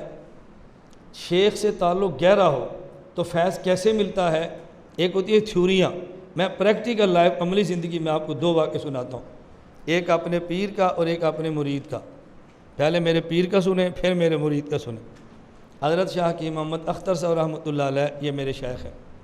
میں حضرت کے یہاں خانقاہ میں گیا اور 3 دن کے لیے گیا، وہاں جب میں گیا تو حضرت نے فرمایا کتنے ایام ٹھہرو گے؟ میں نے کہا 3 دن۔ فرمایا اضافہ کر دو، میں نے کہا جی ٹھیک ہے، میں رک گیا۔ 40 دن گزرے تو مجھے فرمایا کہ اب تم چلے جاؤ۔ اگر وہ 40 دن کے بعد بھی نہ فرماتے تو خدا گواہ ہے میں خانقاہ سے نہ نکلتا جب تک میرا شیخ نہ کہتا۔ میں بیٹھا رہا۔ اب اس کے دوران حضرت کا چھوٹا سا کمرہ ہے وہاں خانقاہ میں، اب وہاں لیٹے رہتے اور مریدین آپ کو دباتے رہتے۔ اب میرا مزاج یہ تھا کہ خانقاہ میں رہتے ہوئے میں حضرت کے مخصوص کمرے میں کم جاتا تھا، اور یہ سوچ کر حضرت کراچی کے ہیں، بڑے ہیں، نفیس و طبع ہیں، میرا لباس بھی اتنا اچھا نہیں ہے۔ یہ آج سے 12 سال پرانی باتیں ہیں جب مجھے اس طرح کپڑے ہدیے میں نہیں ملتے تھے۔ اب اللہ کے کرم میں بہت ملتے ہیں، بہت کثرت سے ملتے ہیں۔ آپ اب کے دیکھتے ہیں اور 15 سال پہلے کا ہمارا فقر آپ نے دیکھا نہیں ہے، اس لیے آپ کو اعتراضات پیدا ہوتے ہیں۔ حضرت کیا میں اب گھبراتا تھا کہ میرے کپڑے بھی گزارے کے ہیں، رنگ روغن بھی نہیں ہے، میں ہوں بھی دیہاتی سے آدمی، تو بس میں بہت احتیاط کرتا۔ ایک دن حضرت کی خانقاہ کے جو اوپر کمرہ ہے وہاں میری رہائش تھی، وہ ظہر کی نماز بعد بس میرے دل میں خیال آیا آج حضرت کے کمرے میں جا کے حضرت کو ملنا چاہیے۔ جب میں کمرے سے نیچے آیا اور وہ جو خانقاہ کے نیچے بڑا کمرہ ہے اور جہاں وہ دفتر کا ناظم بیٹھا ہوتا ہے، میں وہاں آ کر پھر بیٹھ گیا۔ اچھا مجھے پھر ہمت نہیں کہ میں کمرے کے اندر جاؤں، میں وہاں بیٹھا ہی تھا تو کمرے کے اندر سے خادم باہر آ گیا، کہتے ہیں حضرت والا آپ کے اندر یاد فرما رہے۔ یہ ہوتی ہے نسبت۔ اب اس کا معنی اوپر سے میں نہیں آیا تھا، یہ شیخ کے قلبی تعلق نے مجھے کھینچ لیا تھا۔ میں باہر بیٹھا کہ حضرت آپ کو اندر بلا رہے ہیں، میں اندر چلا گیا۔ یہ تو میرے ساتھ واقعہ آیا کہ جو شیخ کے اندر کی بات تھی اس نے اثر کیسے کیا اور میں اوپر سے نیچے کیسے آ گیا، مجھے اس کی کوئی وجہ سمجھ نہیں آئی۔ ابھی چند دن قبل میں ہانگ کانگ کے دورے پر تھا تو وہاں مجھ سے ایک ساتھی بیعت ہیں، عالم نہیں ہے، مسجد کے متولی ہیں، بڑا اچھا ماشاءاللہ کام کرتے ہیں بھائی زبیر۔ مجھے چھوڑنے کے لیے وہ ایئرپورٹ پہ آ رہے تھے۔ رات میں پورا ایک ہفتہ تو مسجد میں قیام تھا اور آخری دن میرا وہاں پہ ایک مرید ہے عرفان بھائی، اس نے کہا استاد جی گزشتہ دفعہ پورا ہفتہ آپ نے ہمارے گھر میں قیام کیا تھا، ہم نے گھر خالی کر دیا تھا، اس وقت پورا ہفتہ آپ نے مسجد کے حجرے میں قیام کیا ہے، ہماری خواہش ہے آخری رات تو ہمارے گھر قیام کریں، ہمارے گھر والوں کی خواہش ہے، اس کی گھر والی بیٹیاں بیٹے سب مجھ سے بیعت ہیں۔ میں آخری رات وہاں چلا گیا۔ اب انہیں صبح ایئرپورٹ کے لیے مجھے چھوڑنے کے لیے آنا تھا، تو میری عادت ہے میں باہر جب بھی جاؤں تو میری خواہش ہوتی ہے کہ مجھے لینے والے بھی کم آئیں اور مجھے چھوڑنے والے بھی کم آئیں، ورنہ آدمی ایئرپورٹ پہ حساس بہت ہو جاتا ہے اور ایجنسیاں اس کے پیچھا کرتی ہیں کہ بندہ کون ہے، 2-4 آئیں تو پتہ بھی نہیں چلتا۔ خیر میں نے کہا عرفان بھائی آپ آؤ، زبیر نے کہا جی میں بھی آؤں گا، میں نے کہا ٹھیک ہے آ جاؤ۔ وہ صبح گھر پہ آئے، ہم نے صبح تہجد پڑھے، ذکر کیا، نماز پڑھی، ناشتہ کیا، ایئرپورٹ پہ گئے۔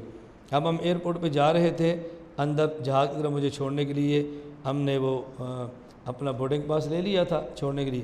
میں نے ایسے جیب میں ہاتھ ڈالا، میرا خیال تھا میں اس کو ہدیہ دوں، میں نے جیب میں ہاتھ ڈالا نا، یوں کیا ادھر سے اس نے ہاتھ ڈال کے نکالا، کہتا ہے استاد جی آپ کو ہدیہ ہے۔ میں نے کہا مجھے بھی میری طرف سے آپ کو ہدیہ ہے۔ میں نے کہا دیکھو اس کو شیخ کا تعلق اور محبت کہتے ہیں، میں نے ہاتھ میں جیب میں ہاتھ ڈالا تجھے خوشبو دینے کے لیے، ساتھ ہی تیرا ہاتھ چلا گیا مجھے خوشبو دینے کے لیے، اور دونوں اکٹھے ہاتھ باہر نکل آئے۔ اب یہ بات آپ کو سمجھ نہیں آئے گی جب تک آپ کے شیخ سے تعلق عقیدت کا نہ ہو۔ یہ ذوقی چیزیں ہیں جو دلائل سے سمجھ نہیں آتی۔ حضرت اکاڑوی رحمۃ اللہ علیہ فرمایا کرتے تھے، اس کے راوی خیر المدارس ملتان استاد الحدیث مولانا عابد صاحب دامت برکاتہم ہیں، مجھے حضرت نے خود فرمایا کہ مولانا اکاڑوی فرماتے تھے جو بندہ طریقت کا ذوق نہ رکھتا ہو وہ بندہ عقائد کو نہ سمجھ سکتا ہے نہ سمجھا سکتا ہے۔ فرمایا اس لیے کہ عقائد کی بہت ساری بحثیں ایسی ہیں جو دلائل سے نکل کے ذوقی بن جاتی ہیں، اور جس نے ذوق طریقت نہ چکھا ہو اس کو ذوق اعتقاد سمجھ آ ہی نہیں سکتا۔ اب اس کا تعلق عقیدت کے ساتھ جب تک نہ ہو کہ بات سمجھانی میرے بس میں نہیں ہے۔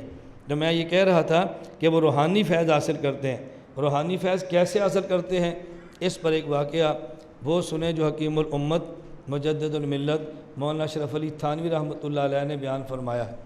حضرت کے بیان خطبات میں جو واقعات ہیں وہ ایک جگہ اکٹھے ہو کے امثال عبرت نامی کتاب میں چھپ چکے ہیں، اور یہ عجیب بات ہے کہ جب میں اڈیالہ جیل میں تھا اور میرے پاس جو باہر سے کتابیں آتی تھیں مطالعے کے لیے، سب سے آخری کتاب جس کا میں نے اڈیالہ جیل میں مطالعہ کیا وہ امثال عبرت ہے۔ اس کے بعد اللہ پاک نے کرم فرمایا، ابھی آج مولانا اللہ صاحب تشریف لائے تو مجھے پوچھ رہے تھے کوئی نئی تصانیف بھی آئی ہیں، میں نے کہا نئی تو درس حدیث آ گئی ہے، دروس القرآن کی دوسری جلد آ رہی ہے، ایک اور کتاب پہ کام شروع ہے، اور سب سے زیادہ جس کی زندگی میں حسرت تھی اور خواہش تھی، میں نے کہا اس کی پروف ہو گئی ہے، انشاءاللہ رمضان کے بعد کتاب چھپے گی۔ اس کتاب کا نام ہے زبدۃ الشمائل، شمائل ترمذی کی شرح، یہ میں نے اڈیالہ جیل میں لکھی ہے، اور الف سے لے کے یا تک ایک لفظ بھی اس میں کسی اور کا شامل نہیں ہے، سارا میرے قلم کا لکھا ہوا مسودہ ہے۔ جب میں باہر آیا تو کتاب کا مسودہ کمپوزے کے لیے دیا وہ بھی گم گیا، سی ڈی تھی وہ بھی گم گئی، جو قلمی نسخہ تھا وہ بھی گم گیا، 10 سال تک میں پریشان رہا، میری اتنی حسرت تھی نا یہ کتاب چھپے، اور میری بعض غیر مکتوبہ کتابوں میں اس کا اشتہار بھی آ گیا کہ زبدۃ الشمائل آ رہی ہے۔ بہت ساتھی پوچھتے زبدۃ الشمائل کب آئے گی؟ تو میں نے پھر کچھ ماہ قبل مفتی شبیر صاحب سے عرض کیا کہ فلاں فلاں ساتھی کو بلاؤ، اس میں ہمارے متخصص مولانا عبدالغفار ان کے ذمہ لگا، تو میں نے ان کو سمجھایا کہ شمائل ترجمہ شرح کیسے لکھنی ہے، آپ تھوڑا سا اس پہ کام شروع کر دو، میں اس کو بعد میں چیک کر لوں گا۔ میں کراچی گیا تو ہمارے کراچی کے پرانے میزبان ہیں بھائی ذیشان علی، ان کے گھر میں تھا، تو مجھے کہنے لگے ہمارے گھر سے کچھ کاغذات ملے ہیں۔ میں نے کہا لاؤ، میں نے دیکھا تو زبدۃ الشمائل کا مسودہ ہم یہاں تلاش کر رہے تھے، وہ کراچی ہمارے میزبان کے گھر پڑا۔ مجھے سمجھ آئی کہ میں کوئی 12-13 سال لے کر پہلے گیا ہوگا کمپوزنگ چھپانے کے لیے، پیسے تھے نہیں کہ چھپاتے کہاں سے، نہ کمپوزنگ کا پتہ نہ چھپانے کا پتہ، لیکن وہاں رکھ کر آ گیا۔ میں نے 1000 روپیہ نکالا، ان کو انعام دیا اور فوراً کھڑے ہو کے دور کا صلاۃ و شکر پڑھے۔ اب وہ آ جائے گی انشاءاللہ، اور ہماری خواہش ہوگی کہ آئندہ شبان سے پہلے چھپ جائے تاکہ دورہ حدیث کے طلباء تک پہنچ جائے۔ زبدۃ الشمائل شمائل ترجمہ شرح اتنی آسان اور عام فہم ہے کہ آپ کو پڑھنے کے بعد اندازہ ہوگا یہ عام فہم کتنی ہے، کیونکہ ہم نے کوشش کی ہے عوام کے لیے لکھیں۔ اب طلباء کتنے عوام ہوتے ہیں یہ آپ کو بڑی اچھی طرح اندازہ ہے، کالا نام تو نہیں ہوتے لیکن عوام ضرور ہوتے ہیں۔ حضرت تھانوی رحمۃ اللہ علیہ نے اب سال عبرت میں بڑا عجیب واقعہ لکھا ہے۔ حضرت نے ایک حدیث پڑھی کہ اللہ کے نبی صلی اللہ علیہ وسلم فرمایا من عامل بما علم علمہ اللہ ما لم یعلم، جو آدمی اپنے علم کے مطابق عمل کرتا ہے اللہ اس کو وہ علوم عطا فرماتے ہیں کہ جو اس نے کسی سے پڑھے نہیں ہوتے۔ اس پر واقعہ پیش کیا کہ سید احمد شہید رحمۃ اللہ علیہ دہلی سے چلے اور حضرت پشاور پہنچے، پشاور سے چلے تو بالاکوٹ پہنچے، آپ نے سنا ہے ان کا سارا وہ جہاد کا واقعہ۔ جب حضرت پشاور پہنچے تو وہاں بڑے بڑے علماء حسد کا شکار ہو گئے کہ ہندوستان کا عالم ہے اور پشاور حکومت کرنا چاہتا ہے۔ یہ ہر جگہ پہ حسد کی بیماری ہے، پہلے بھی تھی، اب بھی ہے، آئندہ بھی رہنی ہے۔ امام بخاری رحمۃ اللہ اتنے تنگ آ گئے تھے، انہوں نے کہا اللہم ضاقت علی الارض بما رحبت فاقبضنی الیک، اللہ میں ان سے تنگ آ گیا ہوں، اللہ مجھے اپنے پاس اب اٹھا لے۔ وہ کن سے تنگ آئے تھے آپ کو خود سمجھنا چاہیے، میں یہ باتیں نہیں کہتا کہ یہ عوامی ریکارڈنگ ہوتی ہے، عوام تک یہ باتیں مناسب نہیں ہوتی۔ تو مخالفت کا سامنا ہر دور میں اپنوں سے بندے کو کرنا پڑتا ہے۔ جب وہاں گئے مخالفت شروع ہوگی، اور مخالفت کس سے ہے؟ بڑے بڑے علماء سے۔ وہ آئے تو سید اسماعیل شہید رحمۃ اللہ علیہ وہ اپنے گھوڑے کا خرخرہ کر رہے تھے، گھوڑے کی مالش ہوتی ہے نا، لنگی پہنی ہوئی تھی، بنیان پہنی اور گھوڑے کی صفائی کر رہے تھے۔ ان نے پوچھا کہ مولوی اسماعیل کون ہے؟ فرمایا میں ہوں۔ انہوں نے کہا مذاق کرتے ہو؟ کہا نہیں میں ہوں، میں اپنے گھوڑے کی صفائی کر رہا ہوں، میرا جہاد کا گھوڑا ہے۔ تو انہوں نے کہا ہمارے کچھ سوال ہیں، فرمایا کرو۔ حضرت گھوڑے کی مالش بھی کرتے رہے اور ان کے سوالوں کے جواب بھی دیتے رہے۔ تو انہوں نے سمجھا کہ اس نے منطق اور معقولات پڑھی ہے، یہ قابو نہیں آتا، مولانا سید احمد شہید کو ملو۔ حضرت سید احمد شہید رحمۃ اللہ علیہ کے پاس گئے۔ سید احمد شہید رحمۃ اللہ علیہ باضابطہ عالم نہیں تھے، قافیہ تک پڑھا تھا پھر پڑھنا چھوڑ دیا تھا۔ حضرت تھانوی رحمۃ اللہ فرماتے ہیں کہ سید احمد شہید جب قافیہ پڑھتے تو ان کے سامنے کاغذ بالکل سادہ ہوتا، اس کے اوپر حرف لکھے ہوئے نہیں ہوتے تھے۔ ان کے استاد شاہ عبدالعزیز محدث دہلوی، ان نے کہا حضرت میں دیکھتا ہوں تو بالکل سادہ کاغذ ہے، الفاظ نظر ہی نہیں آتے، استاد ایسے ہونے چاہیے۔ انہوں نے فرمایا بیٹا تجھ سے کام اللہ علم کا نہیں لے گا، لگتا ہے تجھ سے اللہ نے کام کوئی اور لینا ہے، تو کتاب کو بند کر لے اور جہاد کی تربیت شروع کر دے، سکھوں کے خلاف تو جہاد کر۔ حضرت نے اپنی تربیت شروع کر دی، پڑھنا چھوڑ دیا۔ اب حضرت نے اپنی فوج بنائی، سکھوں کے خلاف جہاد شروع کیا۔ یہ لوگ حضرت سید احمد شہید کے پاس آئے، حضرت سید احمد شہید رحمۃ اللہ علیہ کے پاس بیٹھ کے اب یہ کچھ سوال کرتے منقولات قرآن حدیث اور فقہ، اور کچھ سوال کرتے معقولات ریاضی منطق فلسفہ۔ حضرت جب ان کا منقولات قرآن حدیث فقہ کا سوال سنتے یوں دائیں طرف منہ کرتے اور اس کے بعد ان کو جواب دے دیتے۔ جب وہ معقولات منطق ریاضی فلسفہ کا سوال کرتے حضرت ایسے بائیں طرف دیکھتے رہتے اور تھوڑی دیر بعد جواب دیتے تھے، ان کو جواب دی اور وہ چلے گئے۔ حضرت کے خواص میں سے کسی نے پوچھا حضرت آج ہمیں 2 باتیں سمجھ نہیں آئیں، نمبر 1 آپ نے ان سوالات کے جواب دیے جو آپ نے پڑھے ہوئے نہیں ہیں، نمبر 2 آپ منقولات کے سوال پر بائیں طرف دیکھتے، معقولات کے جواب دیتے وقت بائیں طرف دیکھتے، یہ 2 باتیں سمجھ نہیں آئیں۔ حضرت تھانوی فرماتے ہیں سید احمد شہید فرمانے لگے کہ جب یہ لوگ بیٹھے تو میرے دل میں کھٹکا لگا کہ یہ لوگ مسائل پوچھنے کے لیے نہیں آئے، یہ مجھے ذلیل کرنے کے لیے آئے۔ یہ سوال کریں گے میں جواب نہیں دوں گا تو لوگوں کے درمیان میری ذلت ہوگی، رسوائی ہوگی، اعتماد اٹھ جائے گا۔ میں نے اللہ سے دل میں دعا کی، یا اللہ میں سید بھی ہوں، مسافر بھی ہوں، تیرے دین کے لیے آیا ہوں، تو میری مدد فرما۔ جب یہ سوال منقولات کا کرتے، اللہ میری دائیں طرف امام غزالی کی روح کو حاضر فرما دیتے، وہ مجھے جواب دیتے، میں آگے جواب دے دیتے۔ جب یہ معقولات کا سوال کرتے، ادھر ابن سینا کی روح آ جاتی، وہ مجھے جواب دیتی اور میں جواب ان کو سنا دیتا۔ اب یہ ہے روحانی نسبت۔ اب یہ روحانی نسبت دلیل سے تو سمجھ آنی نہیں ہے، اور ذوق کے لیے ہم تیار نہیں ہیں۔ اب سمجھ کیسے آئے؟ ہم ہر بات کو دلیل سے سمجھے تو نہیں سمجھ آ سکتی نا، ذوقی چیزیں دلیل سے کیسے سمجھ آئیں؟ ہمارے ہاں باذوق کا معنی یہ ہے کہ لاہوری بڑے دل والے ہوتے ہیں اور بڑے باذوق ہوتے ہیں۔ لڑکیاں تاڑیں، یہ باذوق ہے۔